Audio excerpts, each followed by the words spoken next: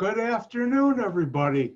Welcome to another exciting afternoon of organic chemistry, Chem 170, with your host, me, Dr. White.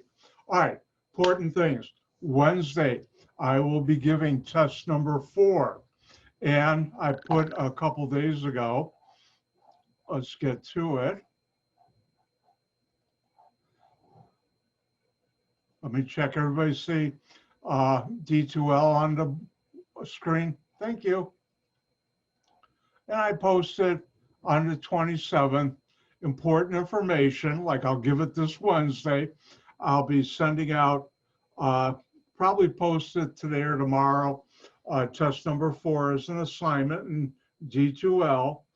And right after Wednesday, 4 or maybe a little earlier, I'll send out an email with the password for test number 4 PDF file.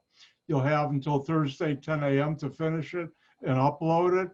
Should take you about 40 minutes, but take up to an hour.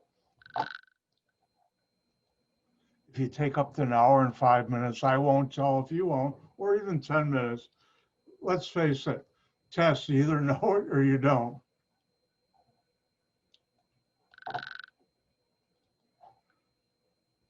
Now, test number 4 will cover polymers, lipids, otherwise known as fats and oils, and carbohydrates.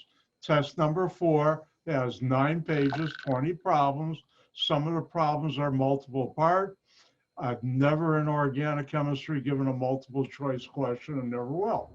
Now, the point breakdown, general knowledge, 54 points. And you're going, what does that mean? Well, what it means is if I ask, is your right hand chiral or not? It is chiral, by the way. Well, it's not nomenclature. It's not reactions. So it must be general knowledge. Same thing if I ask you to draw the enantiomers of something. It's not nomenclature. It's not reactions. It's general knowledge. Also, if I ask you, give an example of a addition polymer, well, that's not nomenclature, that's not reactions, that's general knowledge, which is why there are 54 points of general knowledge. Now, there will be 15 points in nomenclature and 36 points on reactions, and there's 5 bonus points. As always, this is not an open notes test. I'll be doing the review today in a little while. We'll have on Wednesday our normal Zoom meeting for lecture finish up and lab. And please note, the extra credit project deadline is the 3rd. I extended it to, I don't know what time, sometime Friday is the deadline. So if you're planning on doing it, remember it's optional. Please have it uploaded to the assignment area. I noticed I hadn't reordered the assignment area, and one of your colleagues thought I never posted it. It was just at the bottom of the list. It's now near the top. Don't forget Wednesday's lab is due. And the other thing, before, I'd say Thursday the 3rd, if you want, email me your project, and I'll tell you if you made any mistakes so you can change it. And that way you can get 10, yes, 10 bonus points, which are always good. Think of like adding 10 to your total, or another way of thinking about adding 10 to any one of your test scores. Any questions on test number 4? All right, here's the game plan today. What I'm going to do is go through my world famous review for the next test. This case is test number 4. Then I'll do the practice problem sets for carbohydrates. Then I think I'll do a few more carbohydrate stuff to help you out because students have trouble with that. And then I'll go into proteins and amino acids. And if we have time today, which I think we will, something I've held out on you, I should have done earlier, but at least one of them, but I'll do them both today. I think we got time. And that is, what's one of the worst jobs in the house when you're cleaning up? For me, It's cleaning the bathtub. You know, and has that on there. I like that scientific term, it's also known as bathtub scum. It's on the walls too. You know how you scrub and scrub and you can spend an hour trying to clean it? Well, about a couple of years ago, I finally said, you know something, why are you doing this? This is organic chemistry. You're a good organic chemist. How do you solve that? And I did. And something you can buy the stuff at any supermarket. And this coming attractions, I'll tease you. Actual scrubbing time and work time, about 5 to 10 minutes. Actual time, about 40 minutes, 35 minutes. Because you do something, let it sit for about 15, 20 minutes, then it comes almost right off. The other thing I'll also teach you, which I found out many years ago, what's the best way to unstop a drain, either in your kitchen or in your bathroom.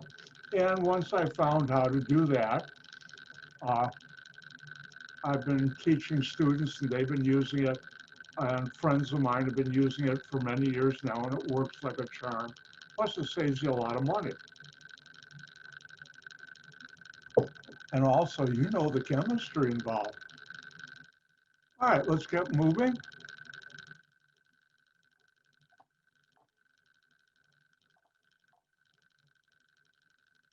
Everybody see test 4 review on, thank you.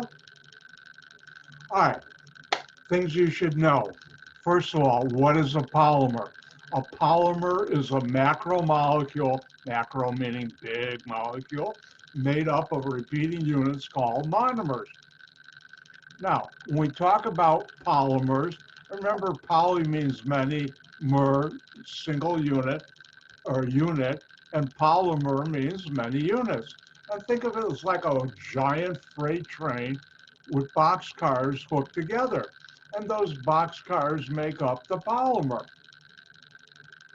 Now, when we talk about polymers, there are two ways of classifying it that you should know.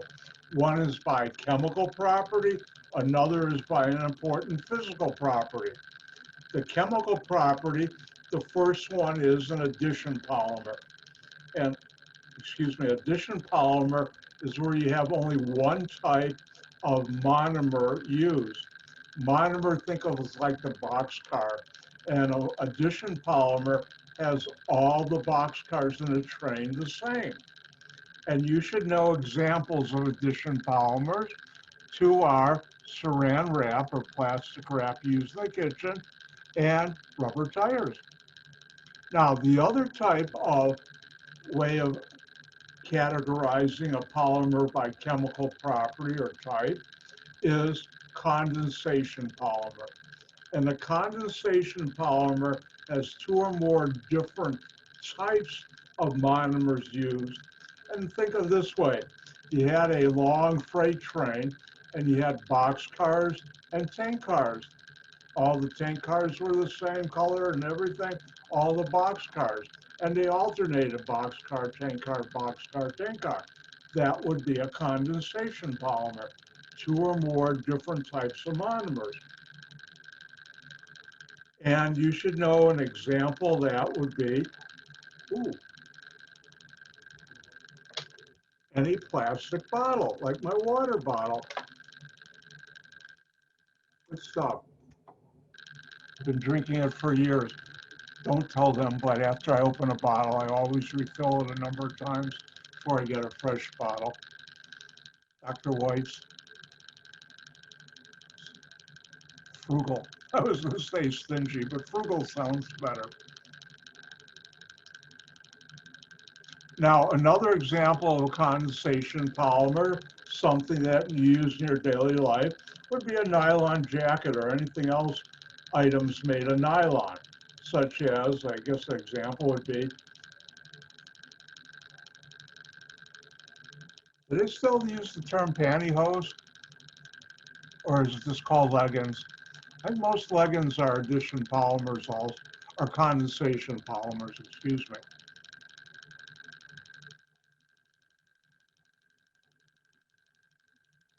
All right, now, The other type of classification of polymers you should know is by a key physical property, and there are two types. One is thermoplastic, and a thermoplastic polymer, once formed, can be reheated or reshaped to form a new polymer. Again, a thermoplastic polymer, once formed, can be reheated or reshaped to form a new polymer. Example of that would be a plastic water bottle. Another one, which I don't have down here, and this is a PDF file, would be a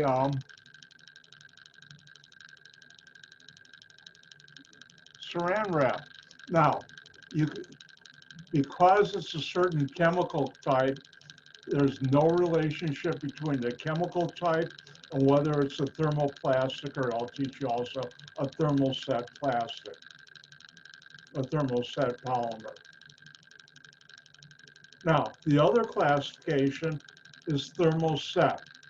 Once formed, it cannot be reheated and reshaped. In other words, recycled.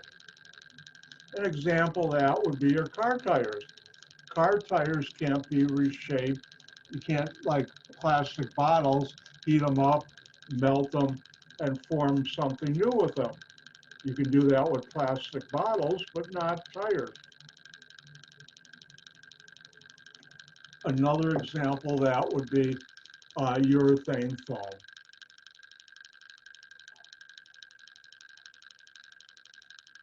All right, any questions about polymers? That was everything you want to know very quickly. As I said before, I could give a 2-semester graduate's course on polymers, even though I've just given you just a taste of it. All right, let's move on. Next thing we talked about were in fats and oils, and that's lipids. And a lipid is a molecule from a plant or animal that's soluble in nonpolar things like hexane or gasoline, and not soluble in water. Now, you should know there are two types of lipids. One is saponifiable, the other is non-saponifiable. The saponifiable lipids, also known as fats and oils, yield carboxylate ions of fatty acids in a reaction with base and water, and otherwise known as alkaline hydrolysis. The non-saponifiable lipids, also known as steroids, your hormones, do not react with base and water. Again, you should know that a saponifiable lipid is a fat and oil and yields carboxylate anions of fatty acids when you react it with base and water. I'll get to it in a second. And a non-saponifiable lipid, otherwise known as steroid, does not react with base and water. Now, when we talk about fats and oils, you should know, what is a fat? A fat is a solid or semi-solid triglyceride at room temperature. And an oil is a liquid triglyceride at room temperature. One thing I should mention, what I'm putting on the screen now is available in D2L in the lecture section at the bottom, secretly labeled test number 4 review.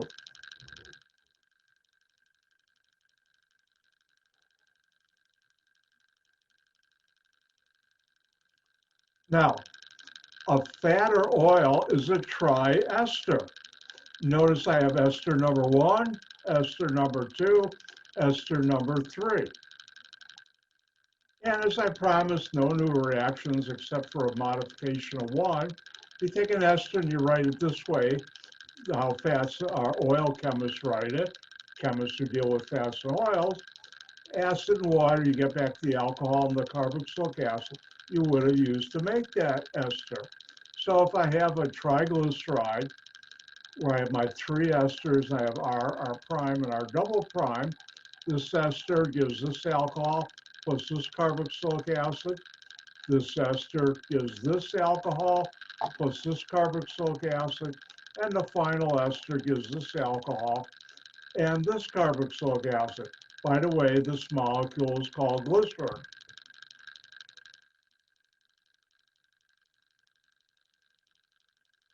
Now, if you did base hydrolysis of a fat or oil, also known as saponification, you take, and you learned this for test number 3, take an ester, react it with sodium hydroxide water, you get back the alcohol you would have used to make that ester, plus the carboxylate anion of the carboxylic acid you would have used to make that ester.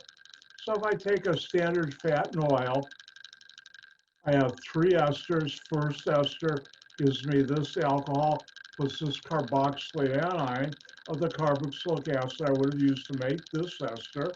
Second ester gives me this alcohol plus the carboxylate anion of the carboxylic acid I would have used to make this ester.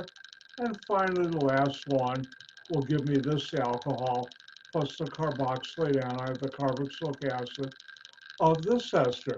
Notice these 3 alcohols together in glycerin, and you get these carboxylate anions. Now, something that was somewhat new, but not really, and that is steam hydrolysis of a fat or oil. What is steam? Hot water. And how can you catalyze a reaction? Or I should say, how can you make a reaction go faster? One, add a catalyst, like I just showed you, acid or base. The other is increase the reaction temperature, make it hotter. And when you inject steam into something, you're going to make it hotter. And as I mentioned, I think I did, that I worked for a company, Unichem Chemicals, and we did this reaction with fats and oils, mainly fats, to the tune of about 2 to 3 million pounds a week. So if you take an ester, react it with steam, it's the same as acid hydrolysis, but this is cheaper and safer somewhat. And here you get back the alcohol and the carboxylic acid you would have used to make that ester. So if I have this triglyceride, fat or oil, I take this ester, steam, I'll get this alcohol plus the carboxylic acid I would have used to make that ester. Second ester, I get this alcohol plus this carboxylic acid, excuse me, I would have used to make that ester. And finally, the last ester gives me this alcohol plus this carboxylic acid I would have used to make that ester. And I get glycerin and the same 3 carboxylic acids if I had done acid hydrolysis of that ester or that triglyceride. Now, these carboxylic acids coming from the either steam or acid hydrolysis of a triglyceride we call fatty acids. They're always even number, the carbonyl carbon plus R. I'm going to ask you to learn the structures of 2 fatty acids. And you should know these. And the first one is stearic acid, which is a saturated, I'll talk about a saturated fatty acid. The second, and here you have 18 carbons. Notice CH2 is repleted 16 times. 1 plus 16 plus 1 is 18. Now, another one is oleic acid. An oleic acid is a monounsaturated. That means it has 1 double bond. And notice it has 18 carbons, and 1 plus 7 is 8, plus 1 more as C9, there's a double bond. And if I ask on test, draw the structure of stearic or draw the structure of oleic acid, you should know how to do that. If I give you the structure and say, what's the common name, you should know it's oleic, or if I give you this one, it's stearic. Now, important definitions that you should know, and that is, what's a saturated fat? That's a triglyceride, and it only has carbon-carbon single bond. And what's the definition of unsaturated fat? Remember from first test, unsaturated means double bond. Well, then we also learned triple bond, but Mother Nature never, ever, ever, ever used a triple bond. So an unsaturated fat has at least one carbon-carbon double bond. If you say has at least one double bond, I'll mark that wrong. Why? As you look at this right here, or let's go up here, carbon-oxygen bond is a double bond that both saturated and unsaturated fats have. We're just talking about carbon-carbon bond or double bond.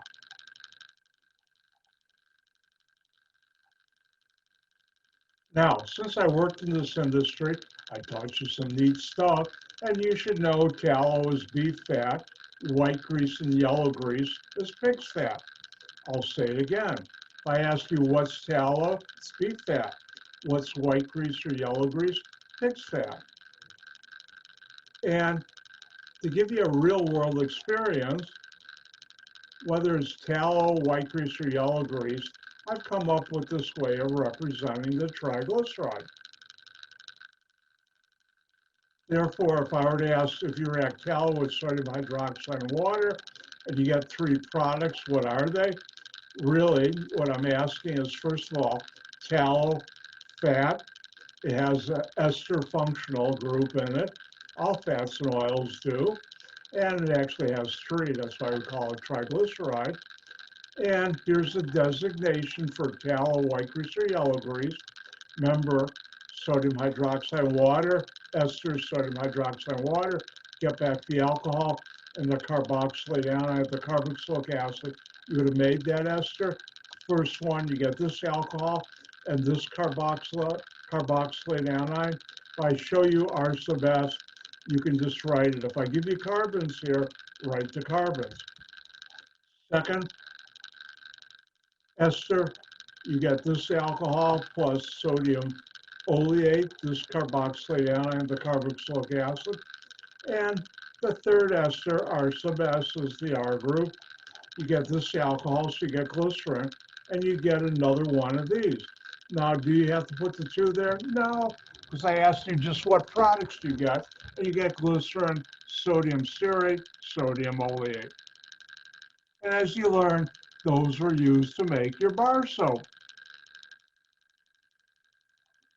Now, I didn't put it down, but if I asked tallow, white grease, and yellow grease, with oh, I got a feather in my throat.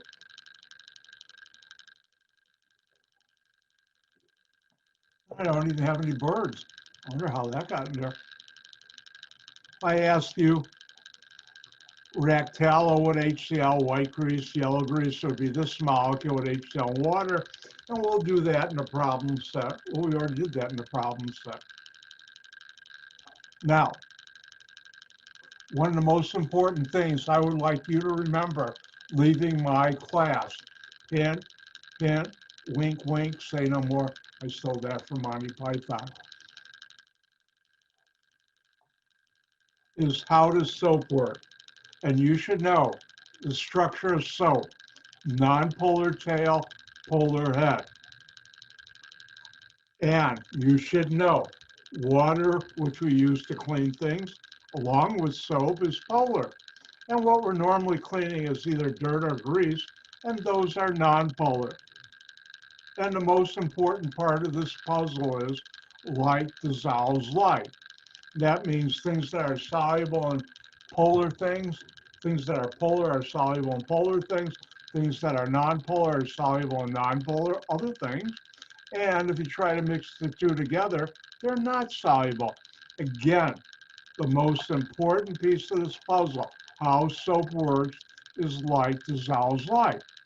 And you should know, you had a little dirt particle, and you wash your hands with soap and water, the soap molecules line up this way, and dirt surrounded by the soap molecules this way, you should know is the micelle. And now once you form a micelle, the only thing water sees is the polar heads of the soap. So water says to the micelle, hey, micelle, I'm polar, you're polar, let's go down the drain together. And they do, and that's how you got your hands clean. When I washed my hands today, I was thinking I'm making myself, as probably the only one in my neighborhood or village or northern Illinois who was thinking that today.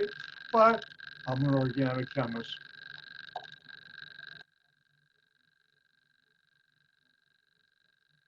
From the fats and oils, you should know that non-saponifiable lipids are steroid, and you should know how to draw the steroid ring skeleton, which is 4 rings connected or fused together.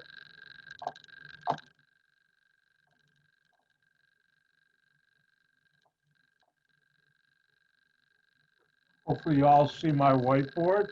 And how do you draw it?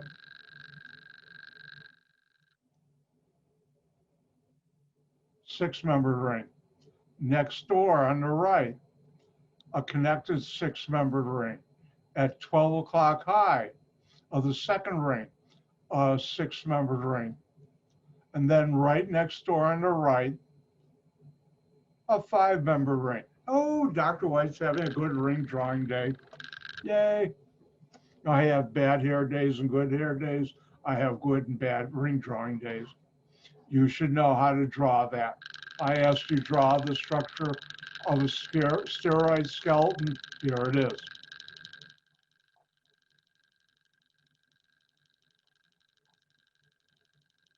All right, next I talked about carbohydrates. And you should know a carbohydrate is a polyhydroxyaldehyde or a polyhydroxyl ketone or molecules. I just have a molecule or molecules that upon hydrolysis becomes polyhydroxyaldehyde or ketone. Poly means many, hydroxyl OH groups, and those are the 2 simplest are also our carbohydrates. Now, I talked about chirality, and the word chirality, you should know, means handedness.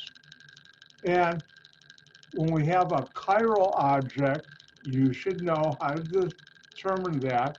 That's an object with a non-superimposable mirror image. Achiral, mean A in front means without chirality, and that's an object with a superimposable mirror image. And if you see the word left or right in something, you know it's chiral. Now, here's an experiment you might want to try and do. If you have a pair of sweatpants, put them on backwards, and you'll find the pockets, which are going forward, are going backwards and don't feel right. That's because the sweatpants are chiral. You have a left and right pant leg, and your right leg, which is also chiral, goes into the right pant leg, and your left goes into your left pant leg. By the way, I think I did this, everybody knows what that is, don't you? Spider doing push-up on a mirror. And is your right hand chiral? Yes, you got your left hand as a mirror image, and they're not superimposable.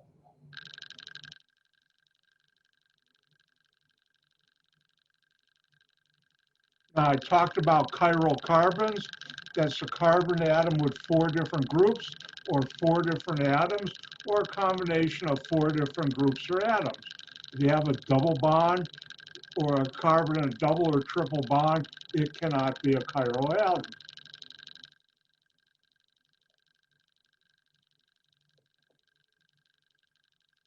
Next, I talked to you about, enantiomers, and enantiomers are the non-superimposable mirror image of a molecule. So if I ask you to draw the enantiomer of this molecule, you'll need to draw its mirror image, and we'll do that later in the carbohydrates problem set. Now,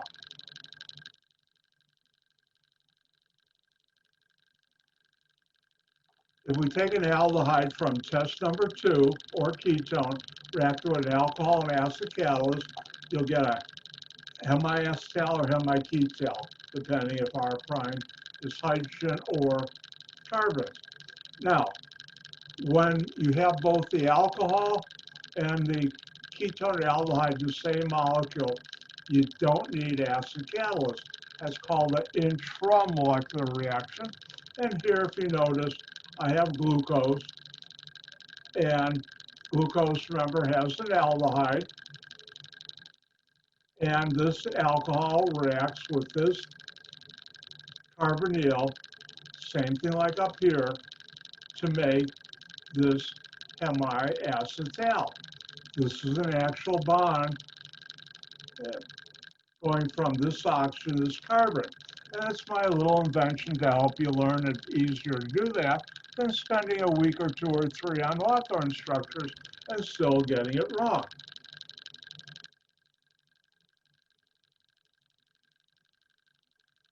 Notice with the aldehyde and glucose, the carbon with the hydroxy group and the other oxygen is the first carbon. For fructose, we have the same hydroxy group on C5 reacting now with this ketone, the second carbon. It does the same thing. It opens up to the hydroxyl group, and you have this oxygen carbon bond. You should know how to do these.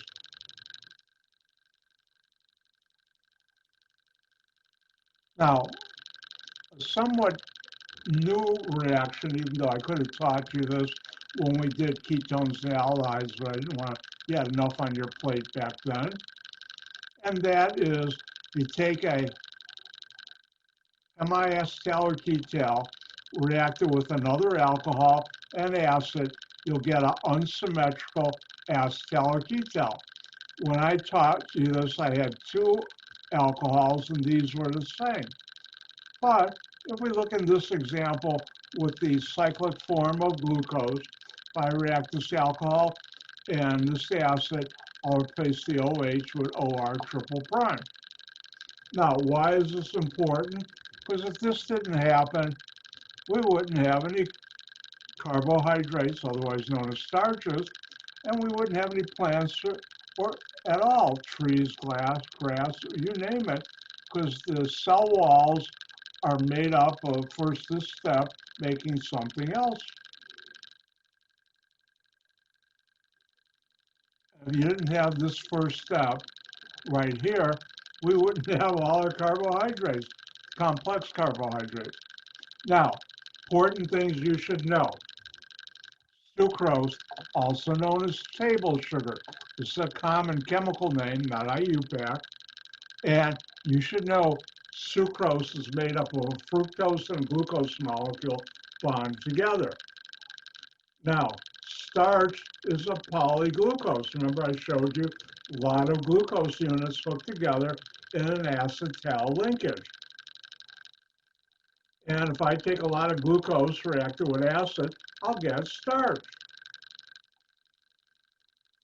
Now, the linkage between either di or polysaccharide is an acetal or ketal linkage. And you learned, and I don't have it on here, so I better get to work elsewhere.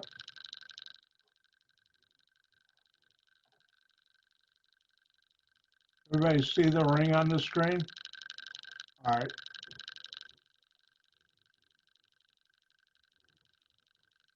You learned this general reaction.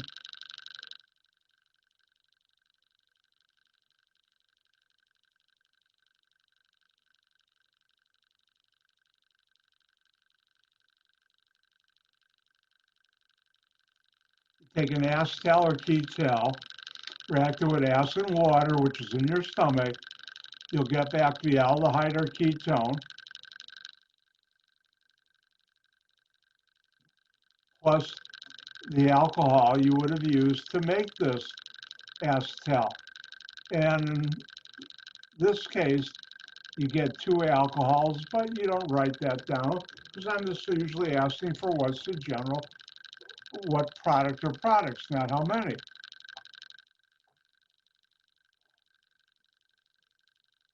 With that, since sucrose is fructose and glucose bond together in an acetal linkage, if you had acid and water, guess what you get back? Glucose and fructose. Now, starch is glucose held together in acetal linkages. And what do you get back when you react starch with acid and water? That's going on in your stomach. You had any starch or any kind of carbs for lunch or breakfast. you'll have glucose being made. Now, important things you should know leaving my class. One is you should know how to describe with words and a general reaction what happens in your stomach when you eat a fat or oil. How do you describe that with words? That's acid hydrolysis of an ester. Remember, in a fat and oil, the functional group that holds everything together are esters. And therefore, right here, I have an ester, acid, and water, and you get back the carboxylic acid and the alcohol you would have used to make an ester. So when you eat a fat or oil, how do you describe that with words and a general reaction? Well, words is acid hydrolysis of an ester, and the general reaction is ester plus acid and water gives you back the carboxylic acid and the alcohol you would have used to make that ester. Now, when you eat a carbohydrate, how do you describe with words and a general reaction what happens in your stomach when you eat a carbohydrate? And again, in your stomach, there's acid and water, and this is acid hydrolysis of an acetal. I almost said ester. I'm on carbohydrates. Get it straight, Dr. White. But anyways, eat a carbohydrate. The linkage is acetal. And how do you describe what happens in your stomach when you do that? That's acid hydrolysis of an acetal. Now, what's the general reaction? Here I have what you learned for test number 2, an acetal or ketal plus acid and water gives you back, come on,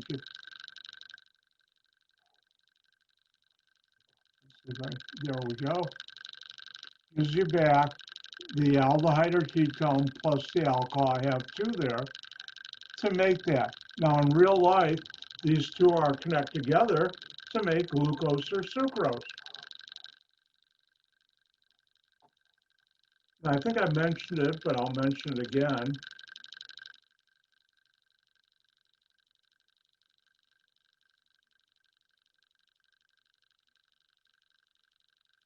That sucrose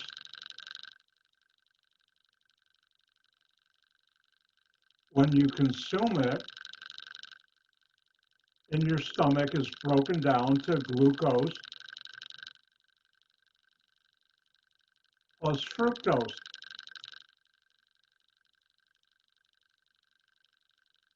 Now, glucose and fructose are both monosaccharides, very sweet, but fructose is many times more sweeter per gram than glucose.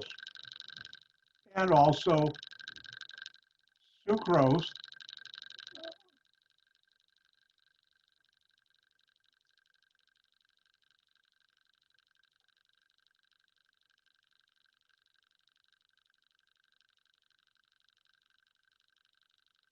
also much more sweeter than sucrose, which you know is what we call table sugar, or most people just call sugar.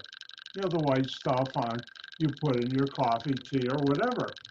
Now, years ago, mothers groups, I think I mentioned this, but it's good to mention again, were complaining to the food companies, and that was, oh my God, all that fructose you now put into your foods are causing our children various health concerns and problems.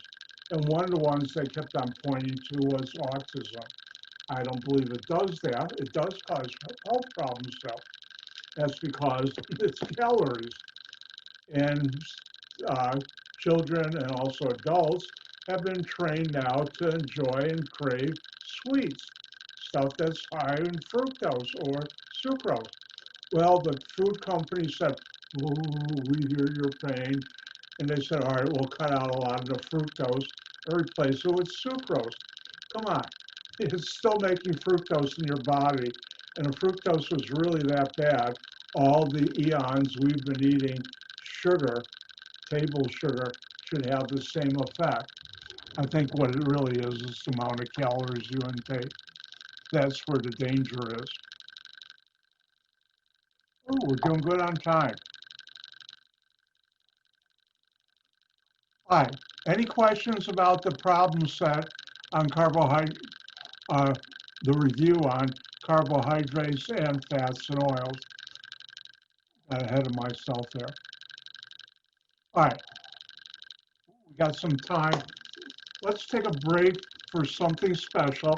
And this is Dr. White's way of cleaning a bathtub, which comes under fats and oils. So I can talk about it.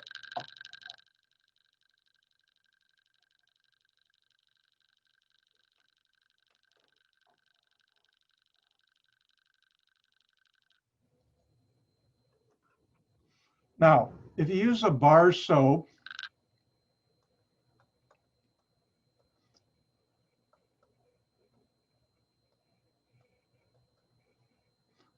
which Dr. White does, everybody see the carboxylate anion on the screen? And this won't be on a test, but it's good general knowledge. This is bar soap, mainly. They have fragrance and a few other things. And this one in particular has the name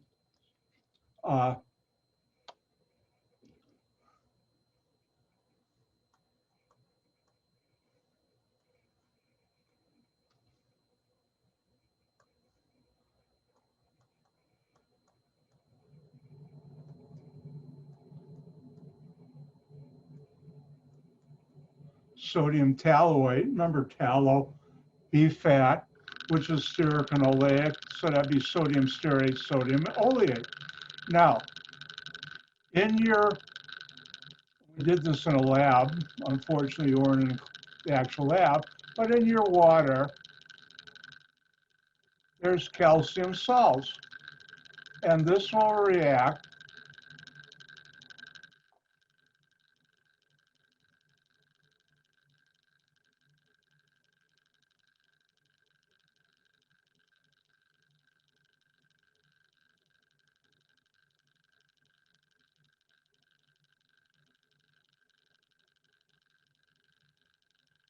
to have the sign exchange to make this calcium tallowate. You don't usually say di, everybody knows it's two of them. And this is a certain molecular weight. And this is twice the molecular weight of the sodium tallowate. And because of that, this now precipitates out, and you know this as bathtub scum.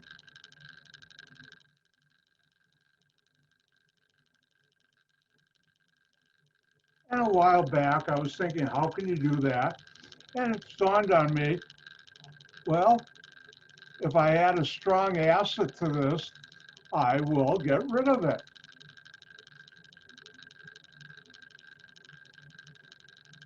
And again, switches off for what I'm doing now. And the strong acid I found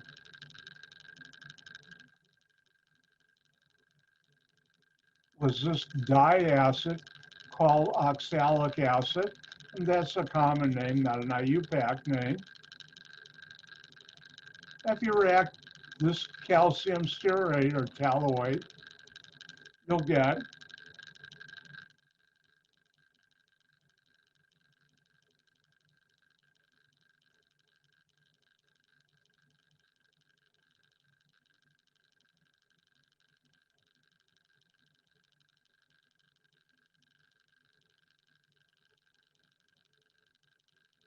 you should really put the brackets there. You'll get tallow fatty acid plus calcium oxalate. Well, the question is, where do you get this? Well, simple.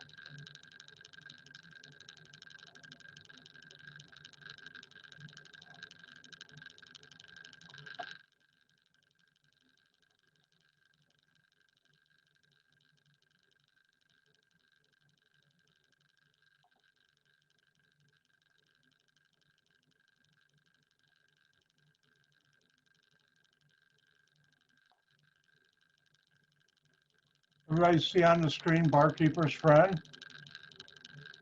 You see it? Thank you. And turns out you can buy this at Jewel, you can buy it at Walmart, you can buy it almost everywhere, and it's not that expensive. And this is mainly a mixture of soap and oxalic acid. Let's see if I can get hang in there.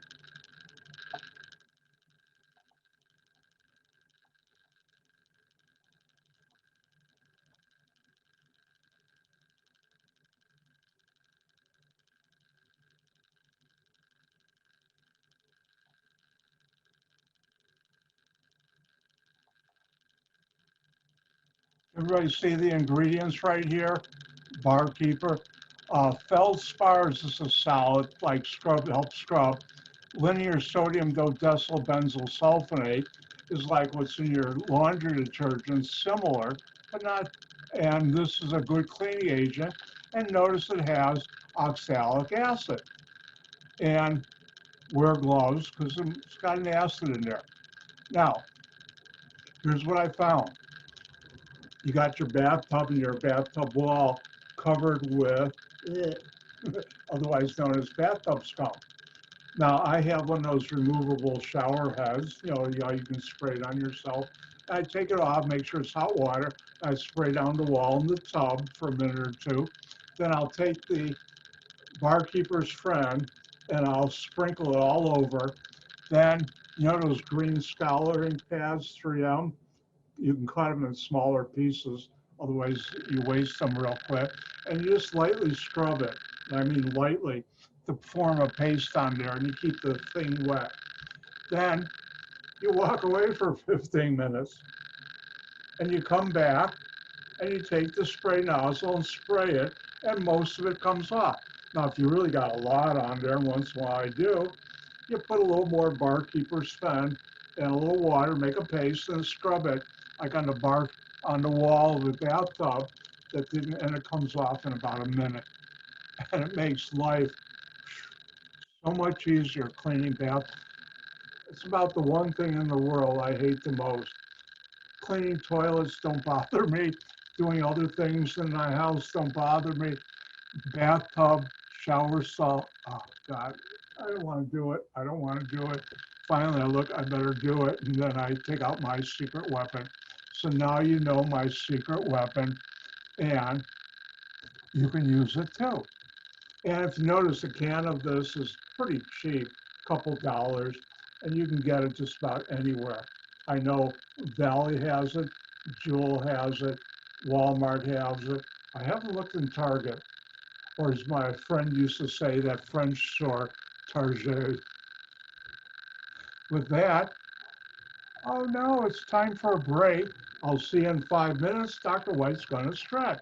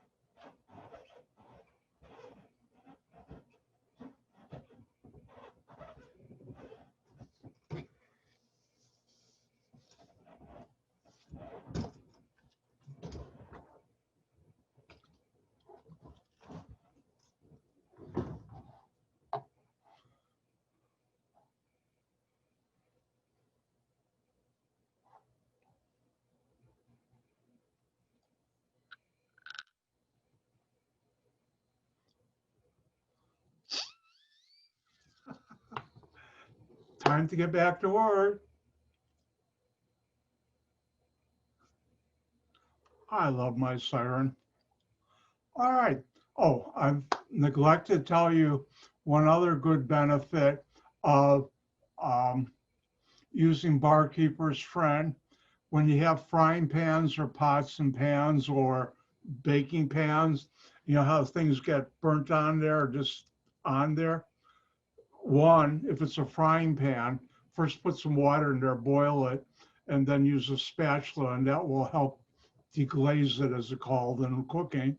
The other thing is, after it cools down, you dump that, use Barkeeper's Friend on that. That cuts through with those green 3M scouring pads. Put some hot water in there, dump it, sprinkle it in, make a paste, leave it on there for about 5 minutes, and just comes right off. Makes life.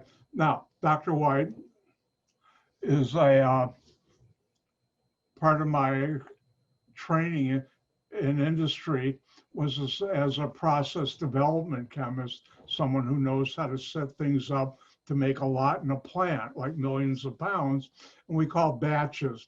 And when I make things, I cook that way too. So some of the things I make in batch and freeze are like, I'll make scrambled eggs. I'll do about 2 dozen.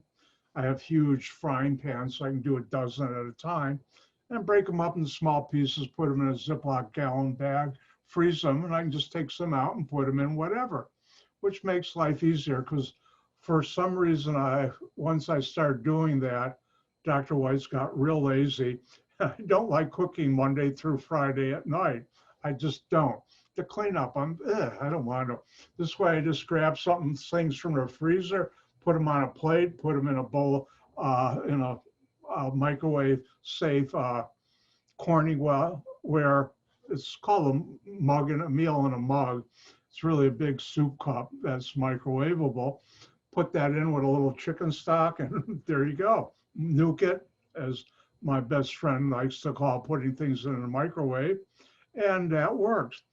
But again, the cleanup on things like that using Barkeeper's Friend is amazing.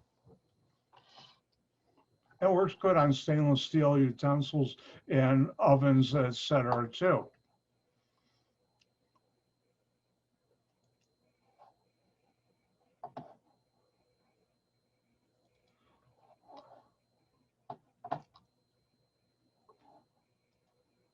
All right. Everybody see the carbohydrate practice problems on the screen? Thank you. All right.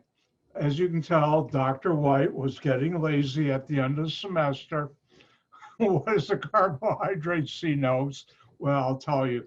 It's a polyhydroxyaldehyde, polyhydroxyl ketone, or molecule upon hydrolysis, adding acid and water, that becomes a polyhydroxyaldehyde or ketone. Now, are the following chiral or achiral? Chiral, non-superimposable mirror image. Achiral, superimposable mirror image. If you see the word left or right in a description, immediately you know it's chiral. Your left foot, guess what? It's chiral. Now, a mitten with no leather palms and no writing on it either is achiral. It's time for me to warn you. It's time for more Dr. White artwork. And be careful, I don't want you breaking any ribs laughing too hard. So be careful. Reminds me, how many of you have ever seen a movie, Blazing Saddles? You know, the passing wind around the campfire? I was told about that before I even saw the movie, so I knew it was coming up. I was laughing so hard, I almost did break a rib. Oh, it hurt afterward. Oh, by the way, a secret from that movie, Blazing Saddles.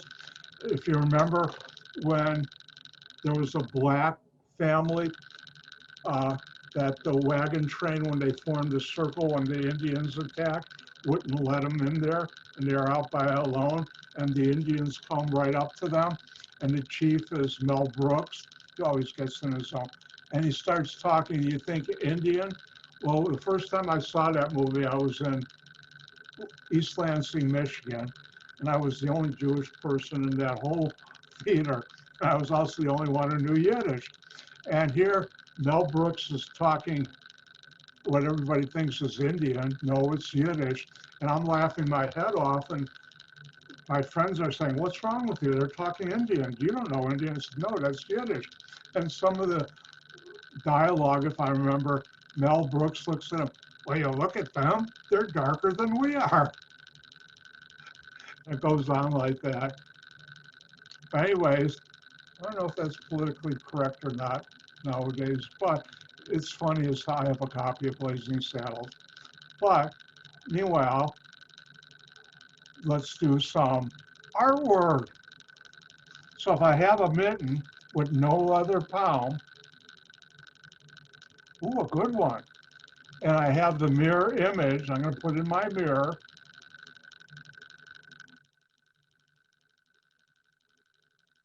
And I can rotate this, and this would be superimposable on the original item. And another way of thinking of it is,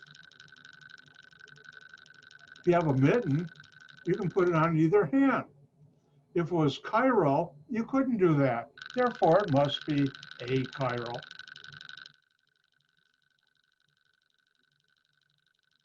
Now, two stops, and I have here no design or writing. I should have also added no toes.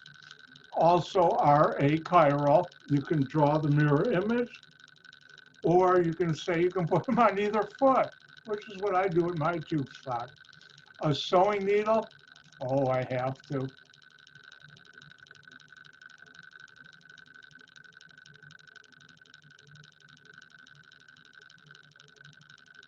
A sewing needle, let's fix up the point.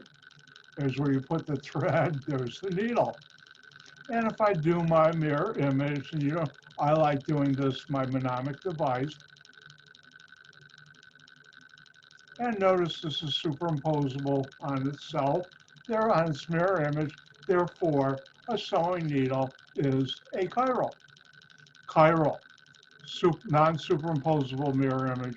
Achiral, A meaning without, chirality, handedness, non-superimposable.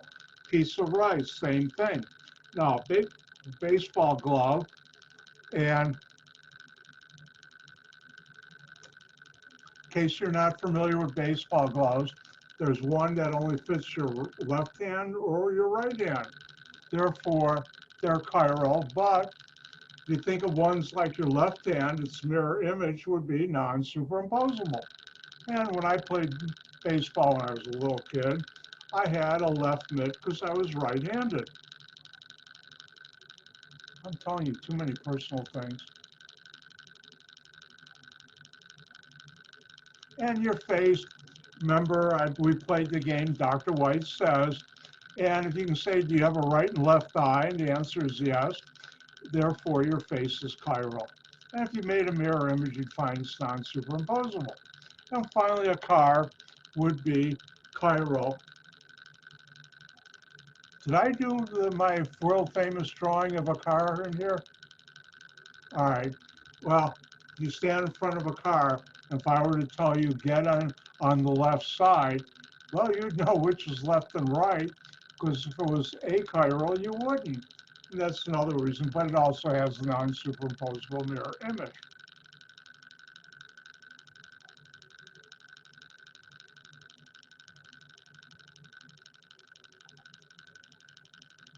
Now, next thing I ask you is circle the chiral carbons in the following molecules. How do you know something is chiral carbon? It has 4 different groups, 4 different atoms, or a combination of 4 different groups and atoms. If you have a molecule that has 2 or more of the same group or atoms on it, or carbon, I should say, not a molecule, it cannot be chiral carbon. Therefore, it's out. Speaking of out, I'm almost out of tea. Don't worry, got my water bottle. Remember, it's a polymer, a condensation polymer. So if we look at A, this first CH3, 3 hydrogens out, the CH2, 2 hydrogens out, the CH3, 3 hydrogens out. That leaves this carbon, hydrogen, chlorine, methyl, this whole thing I'll call R, 4 different groups. This carbon, chlorine, hydroxyl group, methyl, and these 3 carbons with a chlorine, 4 different groups or atoms, and it's chiral. Now, if a carbon is in a double or triple bond, it cannot be chiral carbon. Therefore, if a carbon has 2 or more hydrogens, it can't be. That's out. That's out. These 2 carbons are out because they're in double bond. That leaves this carbon, thiol, hydrogen, CH3. This is called an allylic group.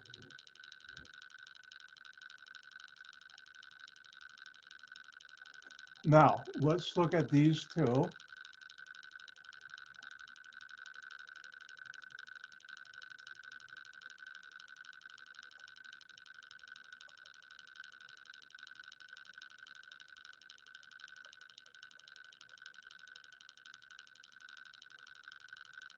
Now put this hydrogen in because it's there. Haven't sent this in a long time, but how many bonds to carbon? 4 bonds to carbon. Hopefully none of you are having nightmares where I'm doing that, or you break carbon-carbon single bonds. But anyways, we look at the ring, and the question is circle the chiral carbon. Well, how many bonds to carbon? 4. So each one of these carbons here, here, here have 2 hydrogens. Therefore, this is out, this is out, this is out. This carbon right here is in a double bond, that's out. This carbon has 3 hydrogens, that's out. That leaves us this carbon to consider. Hydrogen methyl group. These 2 carbons and an oxygen. And these 2 carbons, I'll call this R and R prime. 1, 2, 3, 4. Therefore, that's the one you circle.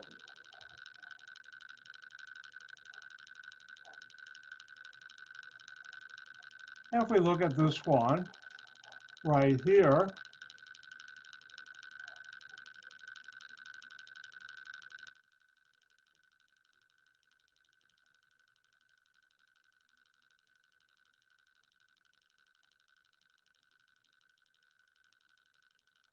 again, circle the chiral carbons. Well, you better remember there's 4 bonds to carbon, so this carbon has 2 hydrogens. This one, we don't show them on a ring, but they're there. And these, therefore, this is out, this is out, this is out, this is out. This has 3, that's out. Remember, when you have 2 or more hydrogens on a carbon, it can't be chiral. And that leaves us with these 2 carbons in the ring. This has a hydrogen, this has a hydrogen. Hydroxyl group hydrogen, those carbons there, 2 and 3, so I'll call this R and R prime, 1, 2, 3, 4. Therefore, this gets circled.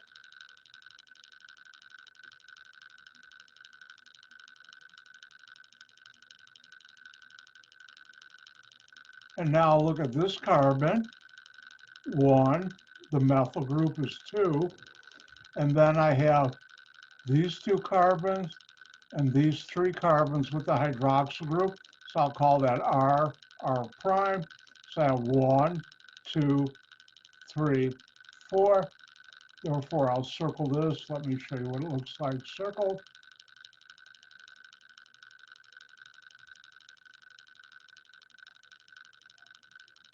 And those are there, those.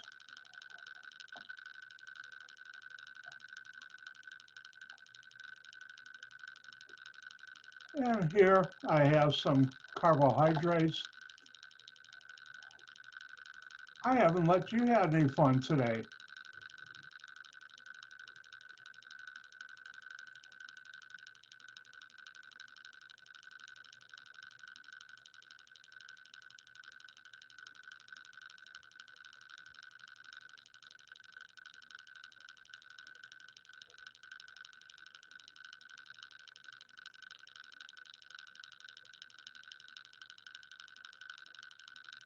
And for this one, I think you all see it on your screen. Everybody see glucose on your screen? Thank you. Circle the chiral carbons.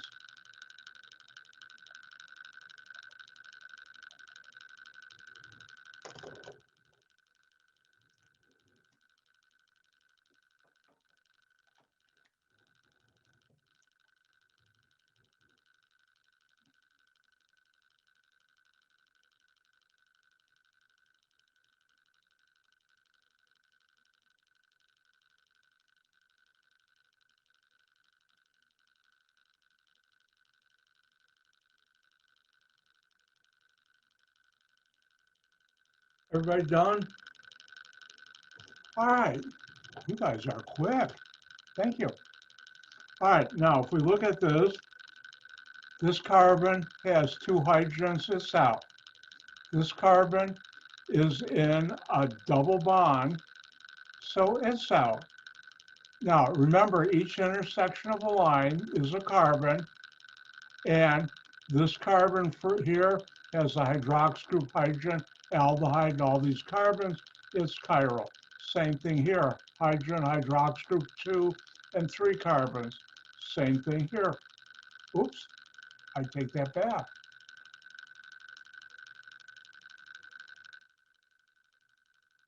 Notice I forgot to write hydroxyl group on this side, but this is still a good example. This carbon has 2 hydrogens, so it would be out. This would be, so in this molecule, there's 1, 2, 3. Oh, my mistake made this an interesting one to know that's not 1, because you have 2 hydrogens on there. Dr. White can be tricky even to myself. All right. Oh, by the way, I don't teach this anymore, so I didn't take it out. I should have. On draw the enantiomer of the following molecule B, put a big X through that. I will not ever put that on a test or a final. But you should know if I give you A, draw the enantiomer of that. And what does that mean? Draw the mirror image. If you notice, I have my mirror here. You don't have to put it in there. What's achiral? This carbon, you don't have to show it. But this is close to the mirror. This is farthest away, closest farthest away. Same thing here. And this is how you do it. Same thing here. And there you go.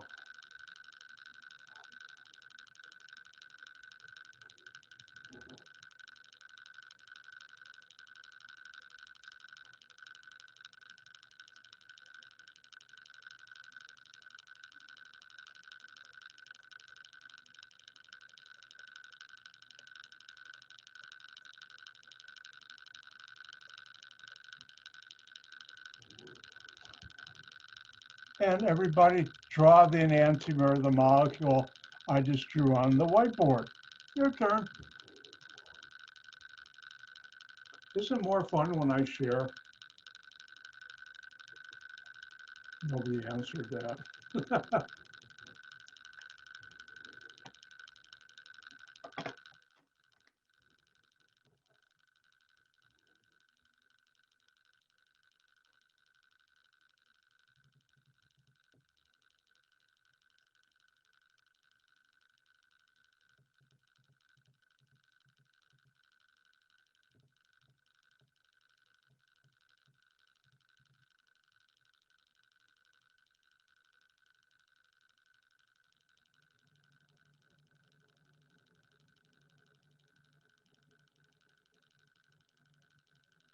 I think everybody's done.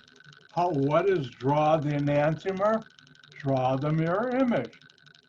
Now I'm going to put my mirror in, because this is the way I learned how to do it. You don't have to.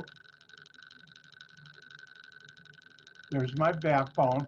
This is an achiral carbon, therefore you can draw it this way, or if you wanted, you could have drawn it that way too. I don't. This is an achiral carbon, so you can draw it this way if you wanted to. You could have drawn it that way. I don't. I'm lazy. Organic chemists are that way. But this carbon, this one are chiral. What's closest to the mirror? Hydroxyl group. What's farthest away? Hydrogen. Next one, what's closest to the mirror? Hydrogen. What's farthest away? Hydroxyl group. And the last one, what's closest to the mirror, is what you're going to see first in the reflection. Hydroxyl group, what's farthest away? Hydrogen. And that's how you draw the enantiomer of that molecule.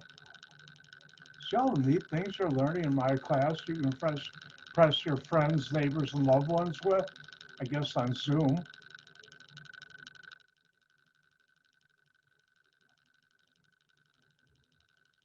All right, now, this is a little different. Give the organic product or products that are following. Now, it says, please note you'll be given the structures. I won't give you the structures, but if you want to use the name instead of drawing it, you can. Remember, fructose is a ketone, glucose is an aldehyde. And the first one is you take fructose and glucose, react them together with acid. What do you get? Sucrose. You take a lot of glucose, react it with a lot of glucose. What do you get? You get starch. Now, this problem set was before I mastered how to make this more curved. See how ugly that looks? And if you take this hemiacetal glucose plus an alcohol acid catalyst, remember it's this reaction, hemiacetal, hemiketal, alcohol acid, replace the hydroxyl group with OR triple prime. Therefore, this all stays the same, and this replaces that. And the carbon with the hydroxyl group and R triple prime is the carbon bonded to the oxygen here. And notice I made a fancy R triple prime, see if I can confuse you. Now,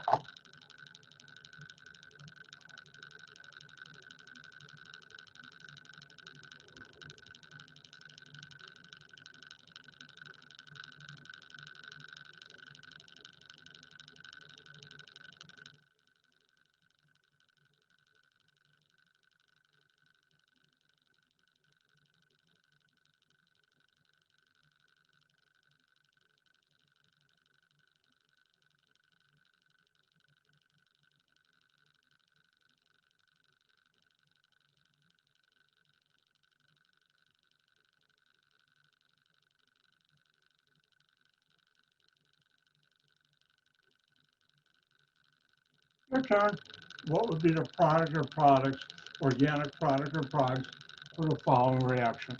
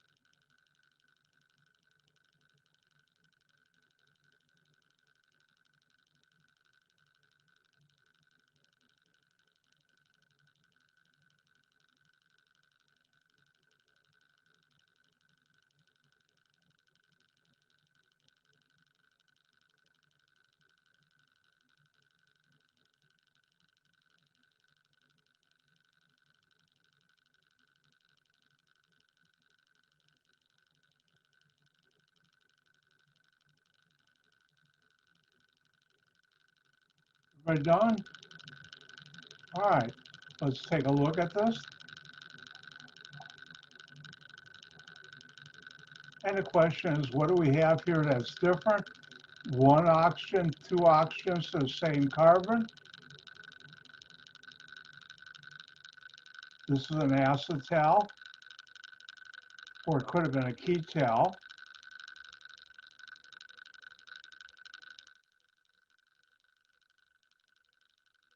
And you replace this with this.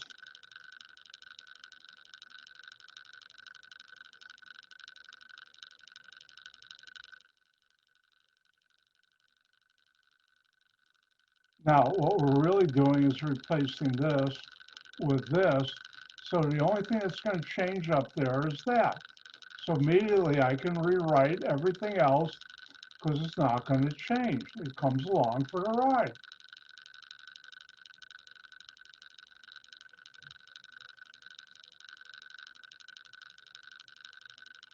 Common mistake, students forget to put this in here. If you do, I'll mark it wrong.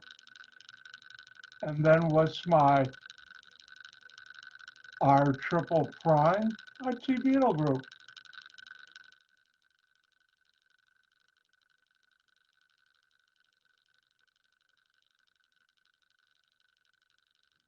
And that's how you do it.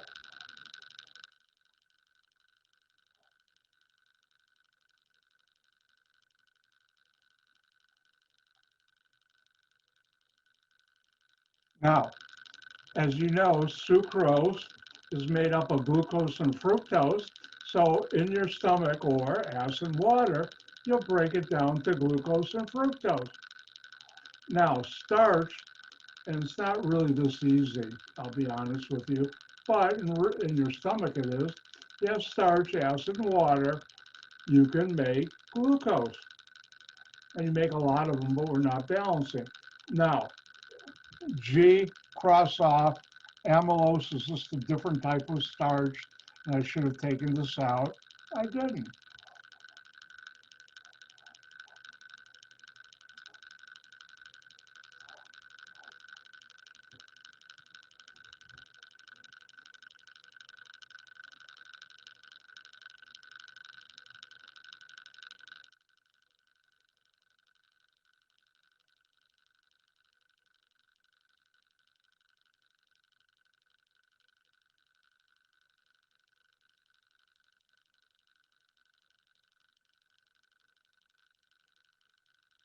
Three points each.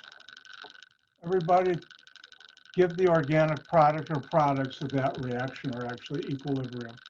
Have fun.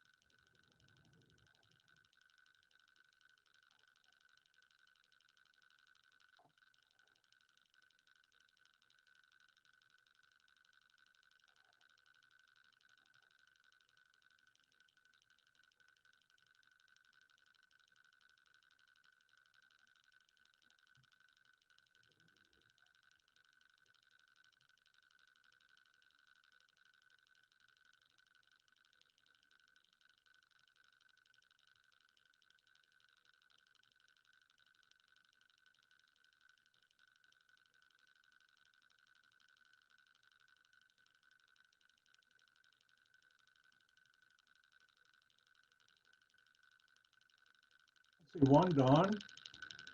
Everybody else done? Okay. I take it that's a yes from my panda friend. All right, let's do this. General reaction.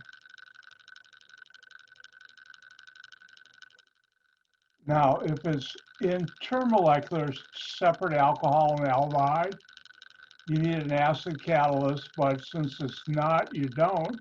But This is what you keep your eye on, the carbonyl carbon.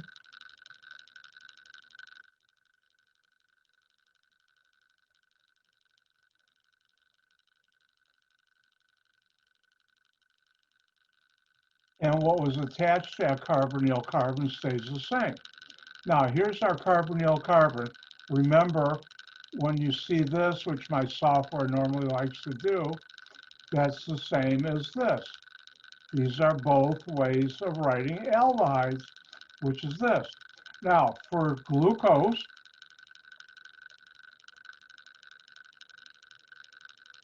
you use the hydroxyl group at C5. Remember, this is 1, 2, 3, 4, 5.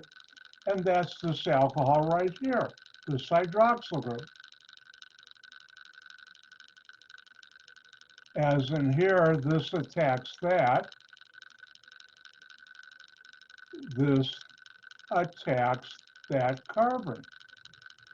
So what's not,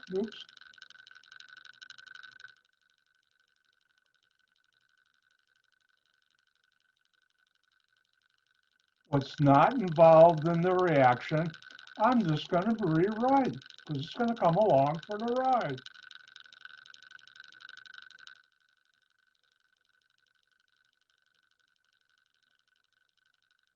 Notice up here what's attached to it, which is this hydrogen, will still be attached to it. I'll get a hydroxyl group on that carbon, which is this carbon, and then I'll have an oxygen, and this is bonded to that carbon. That looks a little better. All right. Oh, let's do another one. These are fun.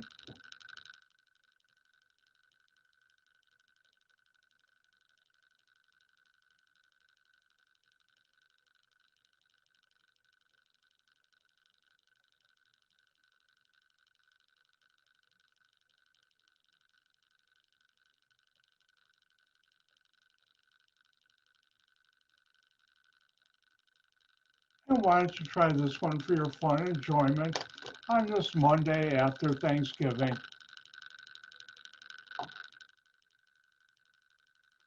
know what the bad thing about my Thanksgiving holidays, and have been that way for many years? The turkey isn't the only thing that gets stuffed. I do too.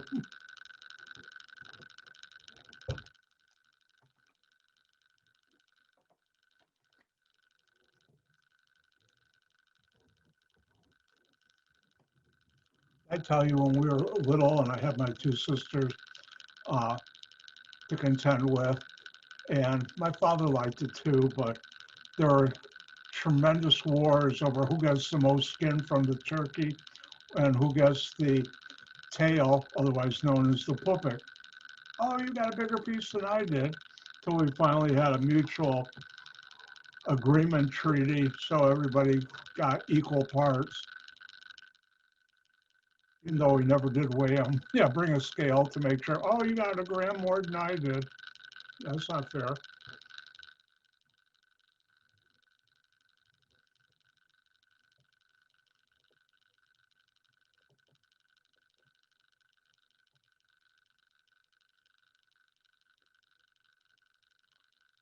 Passover was always much nicer because nobody fought over, oh, I didn't get enough matzo balls. You always got enough matzo balls.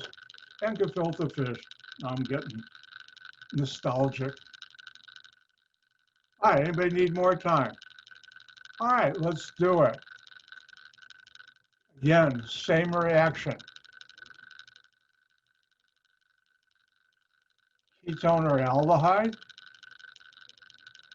If it was intermolecular, you'd need an acid catalyst.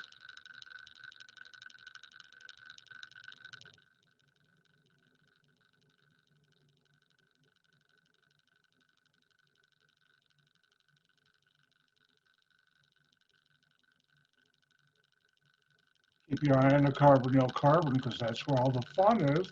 And notice here, I showed the carbon. Normally, you would draw it like this without showing it. but I thought I'd help you out. Again, same, the alcohol here is the alcohol in C5.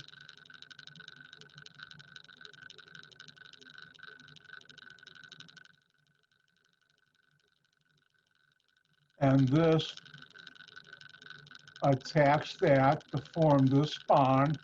Therefore, this hydroxyl group will attack the carbonyl.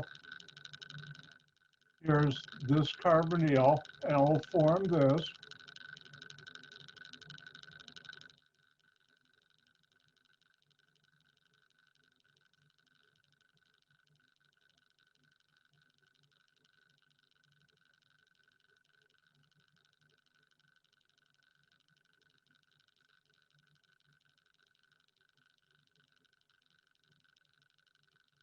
This carbon is this carbon right there.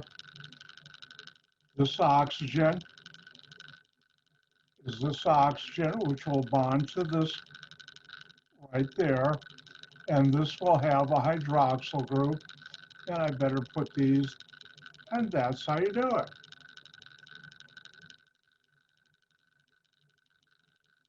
Oh, let's do one more.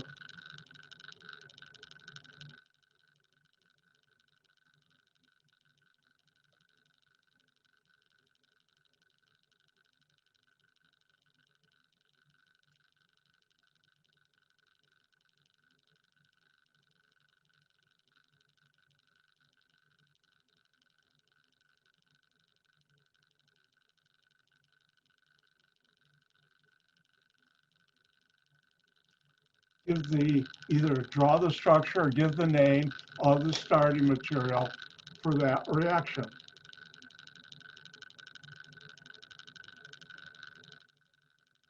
Again, it's going to be a little different on test 4, and that would be give the name or draw the structure of the starting material.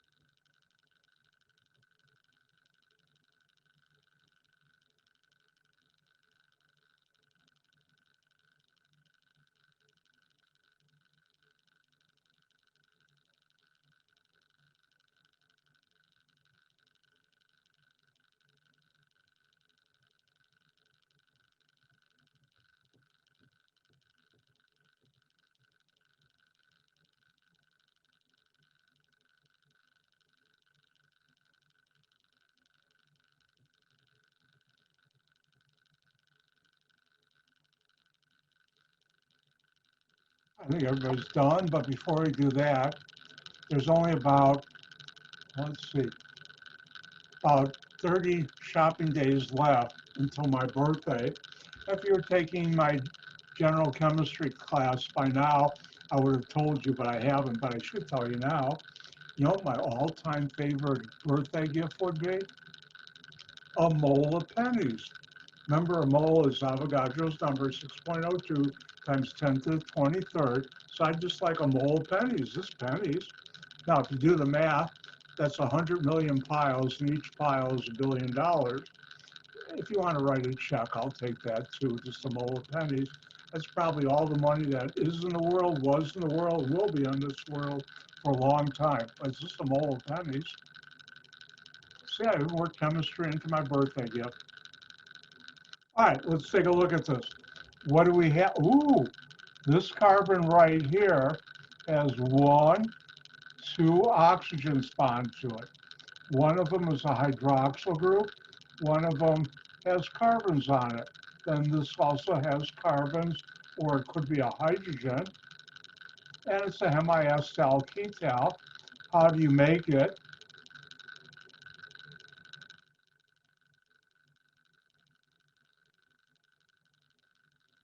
An aldehyde plus an alcohol. If it was in the same separate molecules, you'd need acid catalyst. You don't if it's intramolecular. And what you're going to do is break that bond, which is this bond, and form an alcohol, an aldehyde, or ketone. Well, what's not involved in the reaction Doesn't change.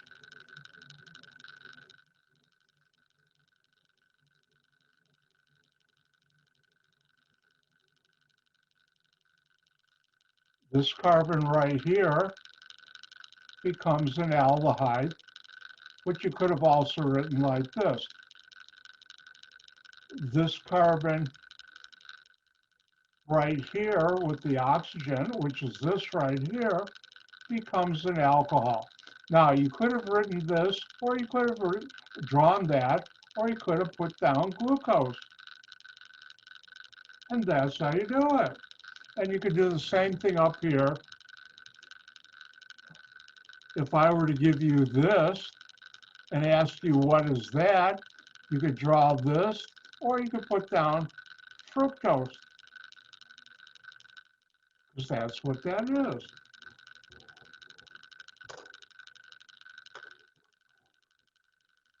Any questions?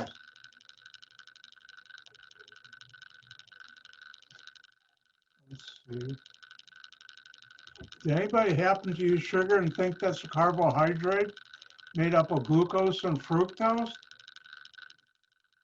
All the bad things. Or did you look at some of the molecules and the stuff you consume, where it says starch or other things? And now you know what that is. Glucose molecules linked together in a polymer.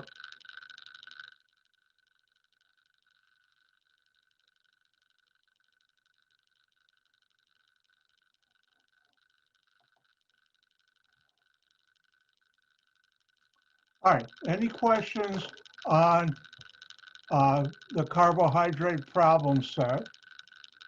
And Samantha, who's ever behind you, say hello from Dr. White. Remember, teach her this. By the way, I don't charge extra if you bring someone along. Know something? Let's take a little longer break. It's almost time. Instead of rushing, let me take a break. Why don't you come back at 2:45? That's when the big hand is on to 9, or for those of you with digital watches, 2:45.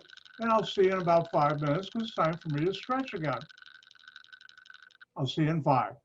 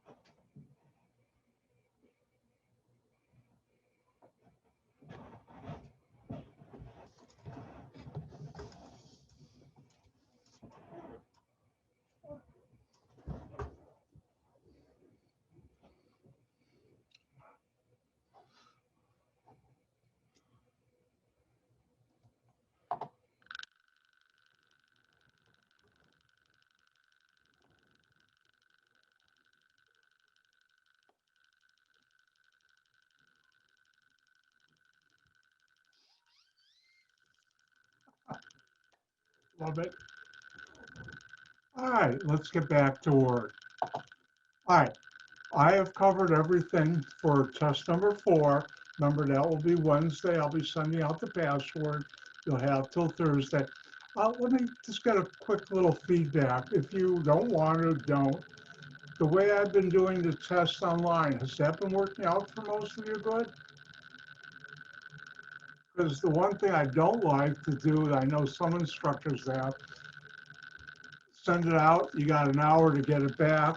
What happens if your internet dies or some other computer problem? This way, you're not under that kind of stress, which is a good thing. All right, guess what time it is? It's new chapter time.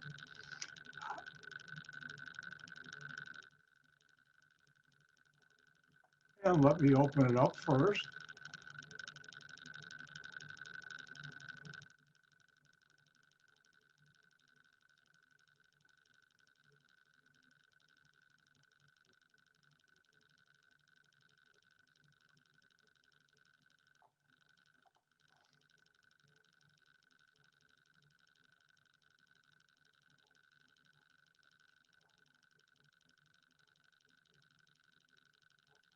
All right, does everybody see chapter 17 on your screen?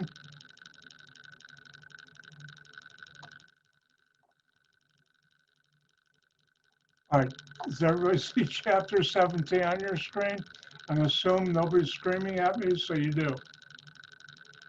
All right, this new chapter is amino acids, peptides, and proteins. Well, what is an amino acid? An amino acid is an organic molecule that contains both a carboxylic acid and an amino group.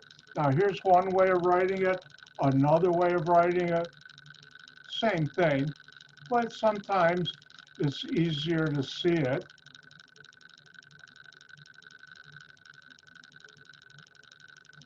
And here you have a carboxylic acid, here you have your amine. Now, the carbon attached to the carbonyl carbon is called the alpha carbon. And in all amino acids, the amino group is always on the alpha carbon. And R here can be H or other things too. Now, organic chemists are real lazy. And the real name should be an amino carboxylic acid, but I don't want to say all that. So it got shortened to amino acid.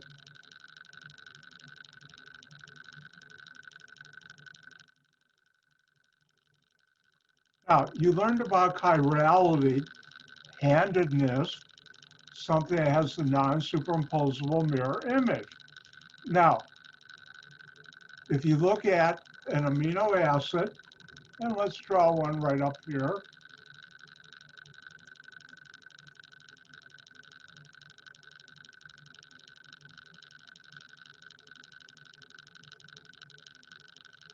You look at the alpha carbon, as long as R is not H,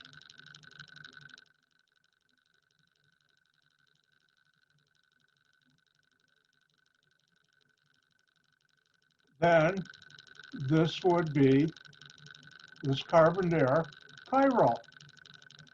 And amino acids are chiral, most of them. And that's quite important because it helps make up your RNA and DNA, which are chiral too. Now, I'm not going to ask you to learn the names of amino acids, but when R is a hydrogen, that's called glycine, and glycine is not chiral, but all the other amino acids are chiral, or most of them are, and you should know that when R is not hydrogen, then the amino acid is chiral. And because of that, amino acids exist in the two enantiomeric forms, mirror images, just like your hands, right and left. Now, an amino acid contains both an amine group and a carboxylic acid. Now, the amine group, as you learn for test 3 is a basic. Carboxylic acids are acidic. Now, depending on the pH, when you're at about pH 7, neutral pH, here I have a base, here I have an acid, the proton goes like that, there's an equilibrium, and you form this molecule. Now, this molecule has 2 ions in it, a plus nitrogen and a minus oxygen. And there's a name for this, switches off for this slide though, and that's called a Zwitter ion. Now, Dr. White knows his German, and Zwei is 2, Zwitter means 2 ions. And I'll have to force myself. Hold on, I gotta force myself. Zwitter, it doesn't even want to come out. It's Zwitter.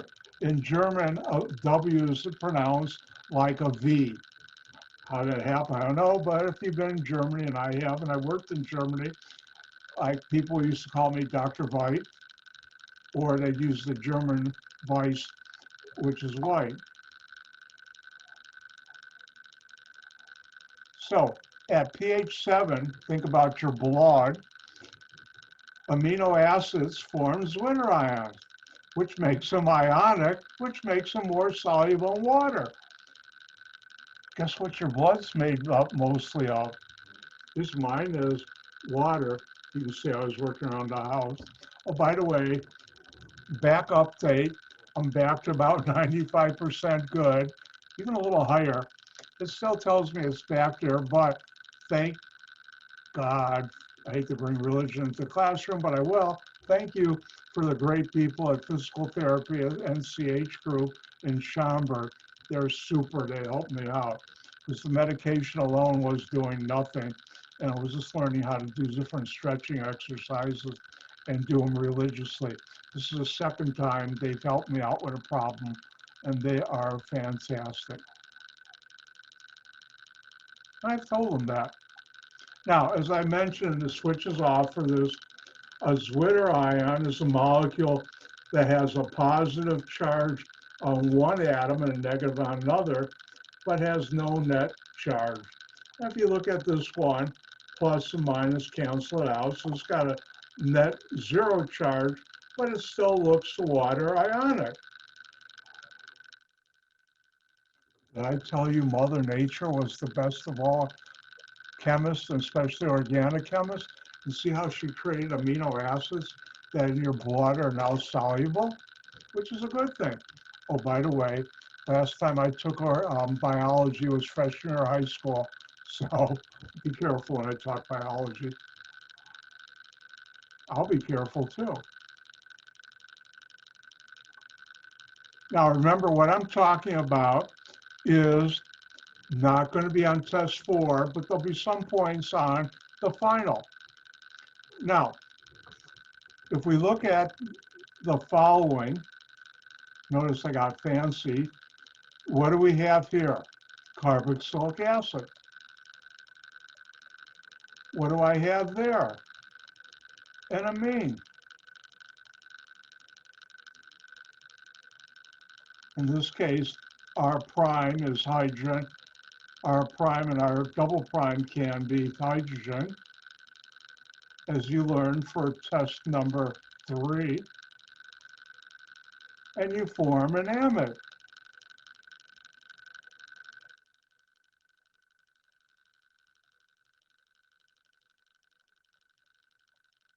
Well, in an amino acid, you can link 2 together to form this amide bond. Now, this is where you'll learn Dr. White is a synthetic organic chemist, not a protein chemist, and it's called an amide bond.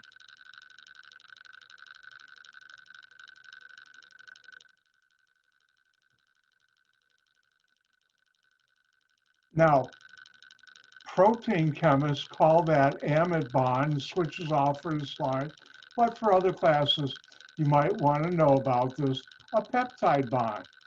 And it's just really a covalent bond between a carboxylic acid of one amino acid and the amino group of another. And in my mind, a peptide bond is really an amide bond between two amino acids. So what keeps amino acids together? An amide linkage. Ooh, I'll scare you in a little while.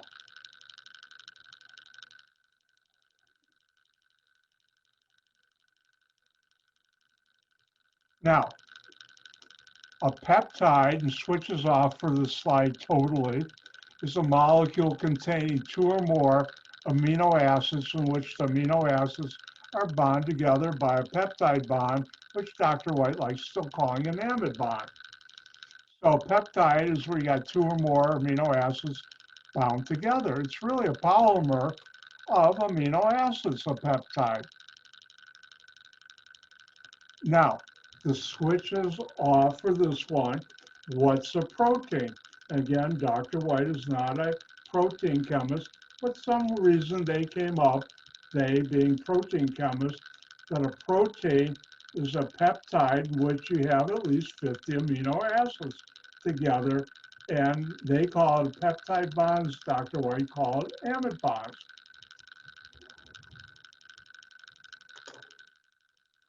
So if you think about it, my hair, see what you guys are doing to me? I'm losing hair over, no, I'm just kidding. But anyways, my beard, my skin, those are all polymers of amino acids. So is my muscles and your muscles too, and a whole lot of other things in your body that are made up of proteins are really polymers of amino acids. I mean, you could go really deep into polymer chemistry. And the next time you're at a party with friends, neighbors, and loved ones, and they're having maybe your dinner party, well, this is a party, Zoom party, you can say, oh, look, this is a polymer of amino acids. People don't like that.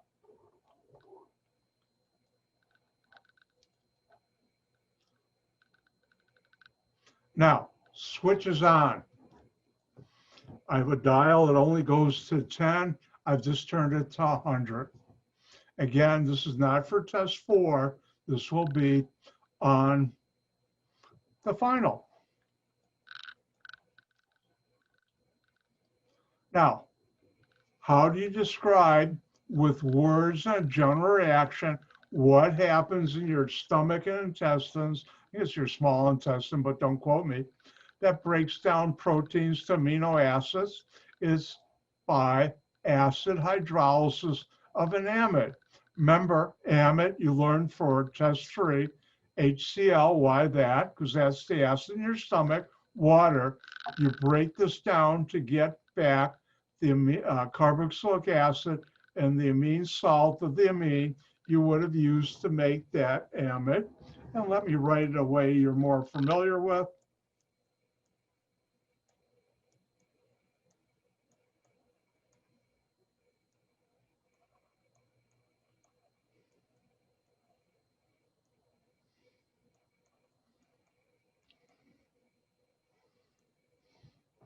And if we take HCl and water, why this? Because that's in your stomach.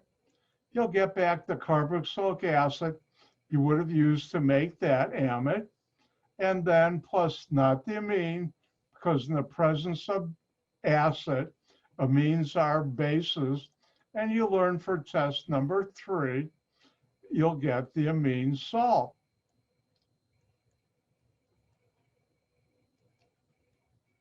Now, it just so happens these are connected in a protein.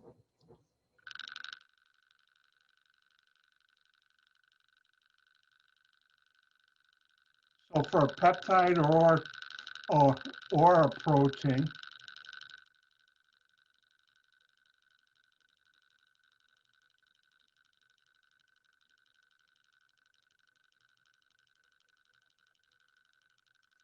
what do we have? We have an amide linkage. Now, when you add HCl and water, you'll break this, same thing as this reaction.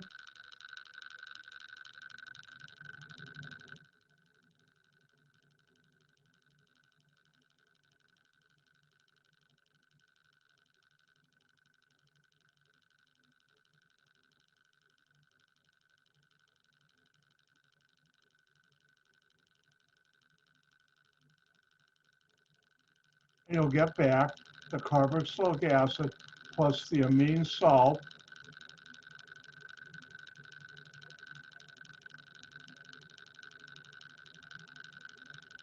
of the amine you would have used. Now, in an amino acid, these are connected together. So if we look at this, here's my carboxylic acid, here's my amine salt. But what about this? Well, you have an amine in the presence of acid,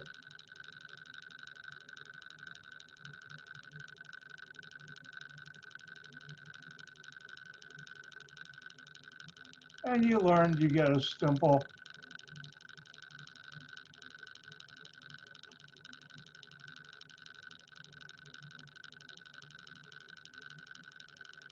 acid-base reaction.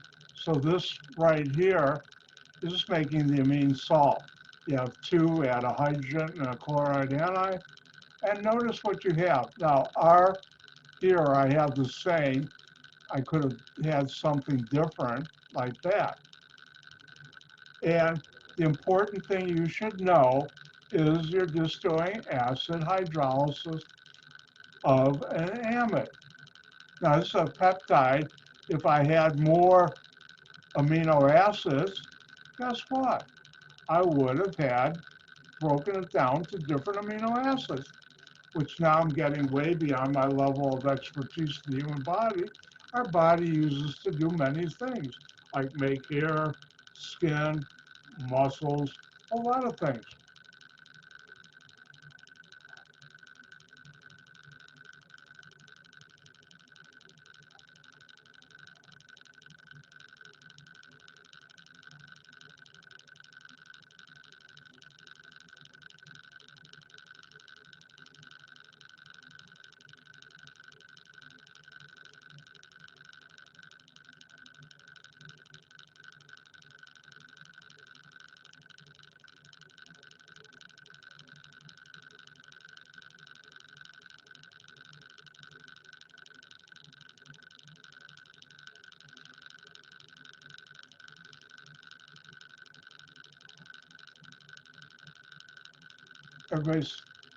Everybody see my whiteboard? What would you get if you react and draw the structure, give the name? What would you draw, or what would you get if you reacted 50 amino acids with 50 other amino acids? What would you get? Your turn.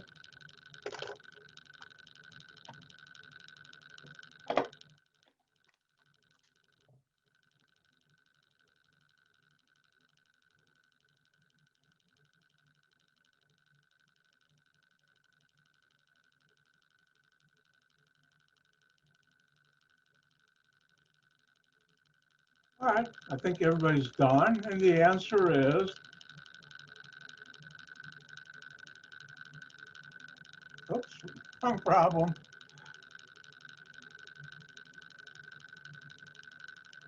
And the answer is a protein. And that's how your body does it. Now, sometimes they'll use an enzyme, which most enzymes, this can be catalyzed by acid, I believe, but now I'm way beyond my level of expertise, so don't quote me on that. All right.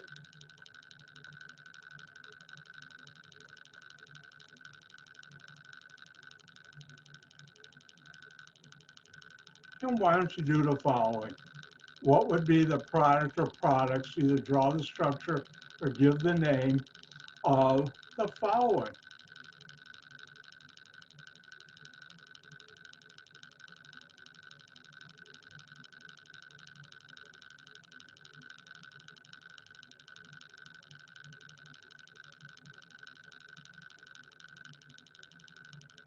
All right, I think everybody's done. And the answer is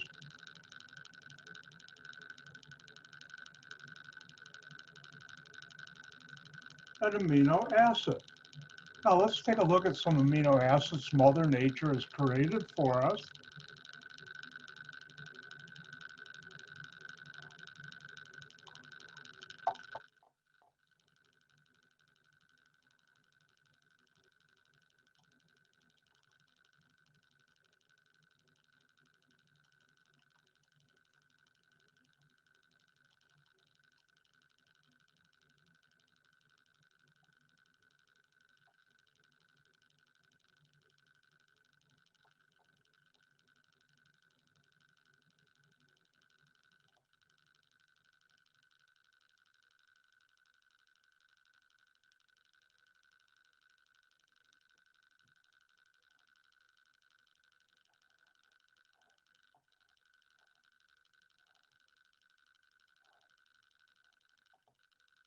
I haven't forgotten about you. All right, if you go to Wikipedia, does everybody see the amino acid on your screen? Thank you. And if we go scroll down, the switch is off right now.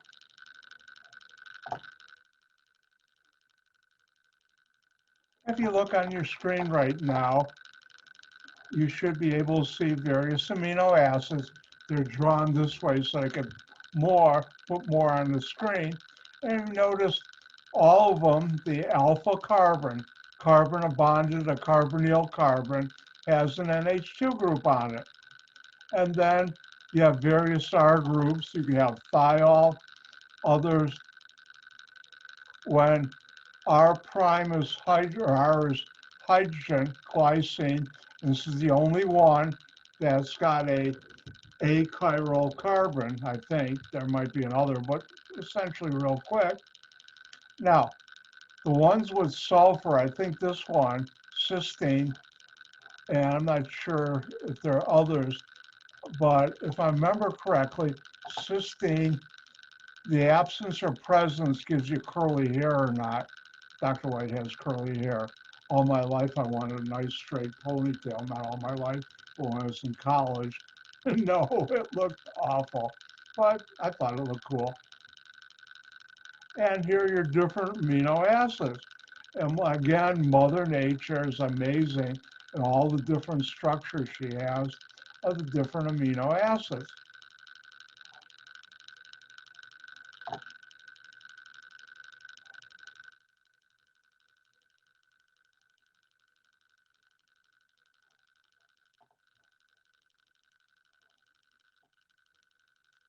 All right, leaving my class, you should know how to describe with words and a general reaction what happens. Again, this won't be on test 4, but you should know it for the final. What happens when you eat something with a protein in it? If you had a hot dog, hamburger, or I guess tofu, soybeans. Dr. White's gotten back into my soybeans, more adamante than tofu. I do like tofu.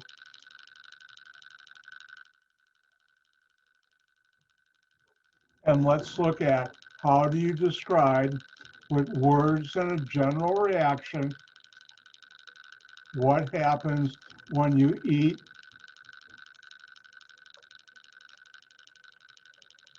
something with a protein in it.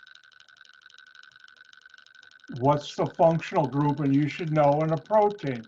That's an amide. In your stomach, there's acid and water.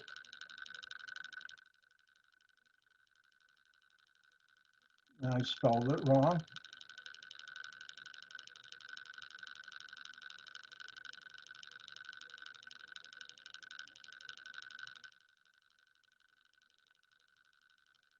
Why did I spell it wrong? Must be Monday after Thanksgiving. My spelling skills go down the drain.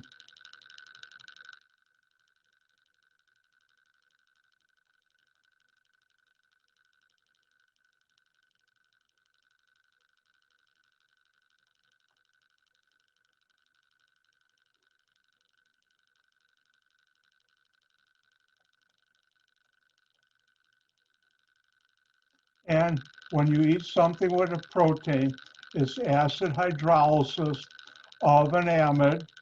The general reaction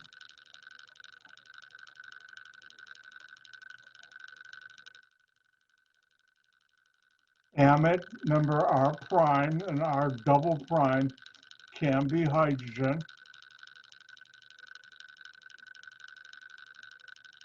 You get back the carboxylic acid plus the amine salt of the amine you would have used to make that.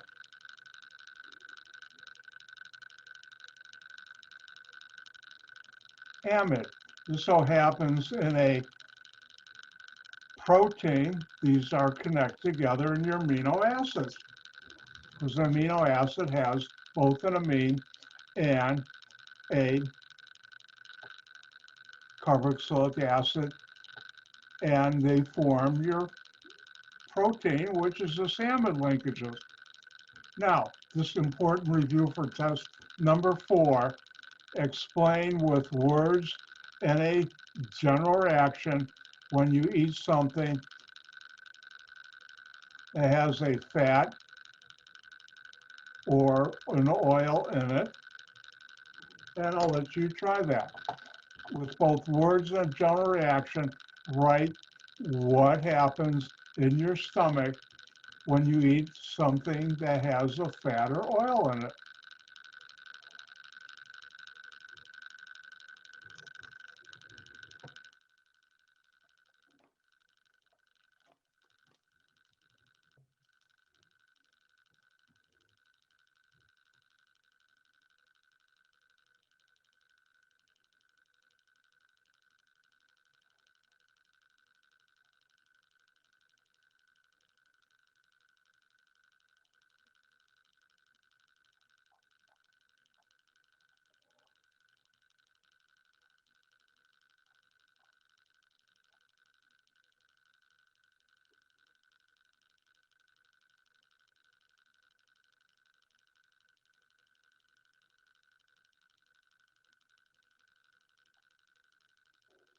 When you're done, give me a thumbs up.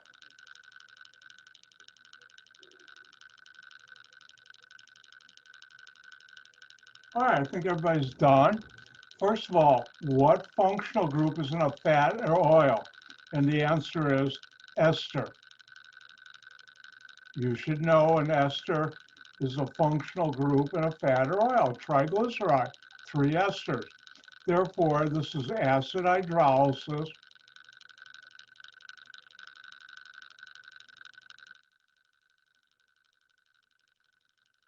of an ester, and the general reaction ester, acid and water, you get back the carboxylic acid you would have used to make that ester, plus the alcohol you would have used to make that ester. Now, when you eat a carbohydrate, let me go down here.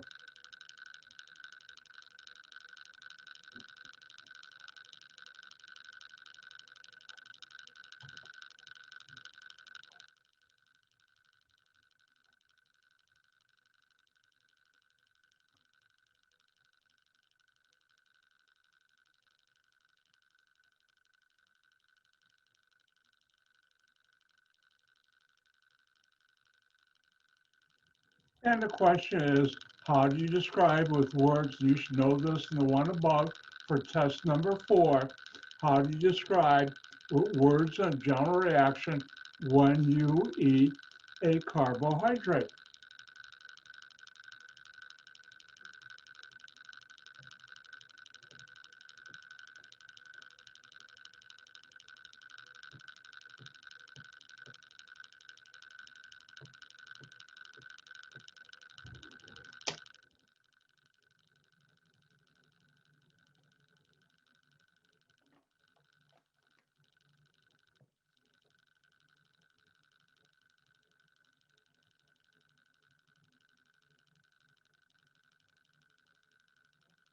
Everybody who wants to stick around right after I'm through with the lecture, I'll give you a little something I'm going to cut out of the video about a scare I had with COVID-19, and maybe good education for you. It scared the heck out of me.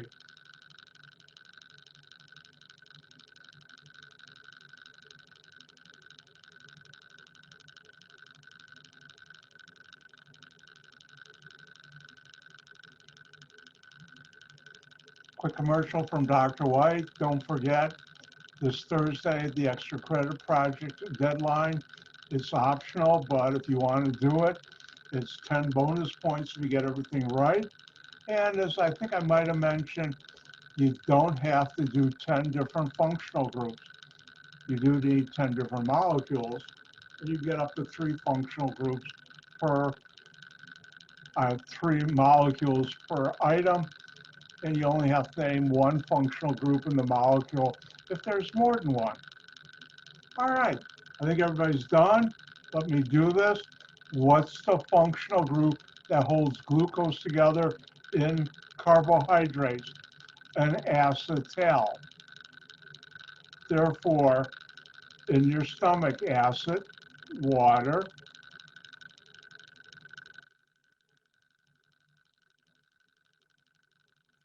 acid hydrolysis of an acetal.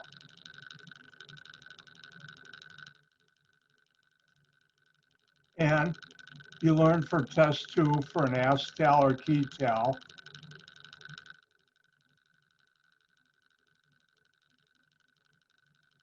I'll use the symmetrical one.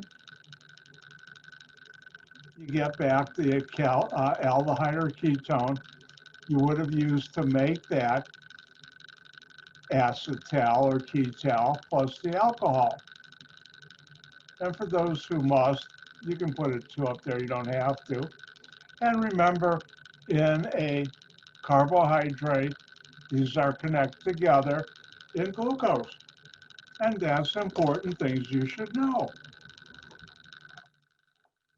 All right, time for me to teach you something. Switches off. Will this be on test? Switches on. It's good things to know for your life. And that is, I've been in this house over 20 years. When I first bought this house, about a couple weeks after I moved in, the kitchen sink got clogged. And I said, all right, new house, let me do it right. I called the Roto-Rooter man. Okay, and I was working in industry and I was making 6 figures, so it didn't mean much for me to call him in. And guy came out, put the thing in the sink, Roto-Rooted it. Okay, it's all done, it was clear. Within a couple days, it clogged up again. Well, the guy had, I think it was a 6-month guarantee or warranty, whatever. Called him up and said, it's clogged again. And by the way, Dr. White is very careful. Never ever dump grease or fat or anything like that, oil, down your sink, because it'll clog up your pipes. But the previous owner, I don't know if they were that careful. I don't think they were. And so he comes out, cleans it out, it's clear again. Okay, within 2 weeks, it's clogged again. Now, I'm getting upset, not because of the money involved or anything like that. He wasn't charging me, but I had to take time off from work. Not that I got docked, but I had stuff I had to do. I didn't want to wait at home to wait for this guy to show up. Well, he shows up again, and he apologized profusely, and he takes out, I'm going to use, besides Roto-Rooting, this stuff. It'll clean the pipes out. And I said, God, look at the bottle. He didn't know I was an organic chemist. I look at the label and say, this is garbage. It's just putting some soap and not much else, some surfactants that aren't that powerful. Dr. White's a surfactant organic chemist in my past. And so he did it. And sure enough, within a couple days, it clogged up. So what do? I figure I'm not going to waste my time on this guy. Forget about the money I spent. My time was more important than the money. So I went to my local Home Depot, which they're very good. I've been going there for years, in the Schaumburg area. And the guys in there and the women are very nice and knowledgeable. So I go to the area where they have the drain cleaners. There's a whole wall, like 5 feet, actually 10 feet long, 5 or 6 shelves high, covered with different bottles of drain cleaner. And then, I haven't seen their commercials in a while, but I think you've all heard of Drano. I picked it up, looked at the label. I'm a chemist, an organic chemist, so I can read labels. Guess what? You can too. And I saw, acid is in there. And I'm thinking, what's in my drain? Either an ester, acid hydrolysis from an ester, will break that down, so that will unclog the fat. Or if it was here, an amide linkage, acid hydrolysis would do that. And then I'm looking around, and which one do I buy?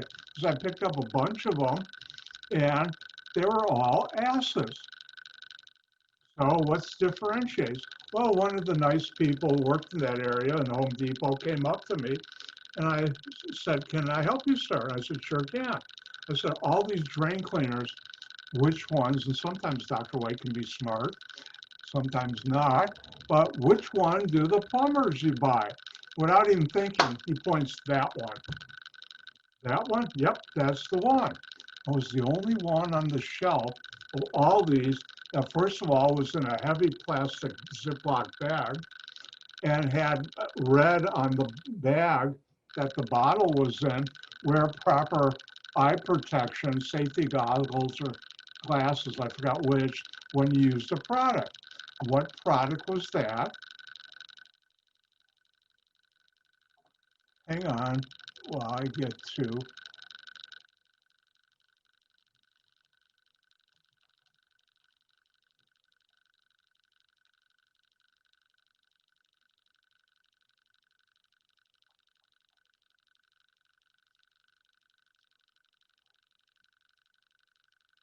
I get there one way quicker, and the answer is I can't. So I'll do the way I should have gone.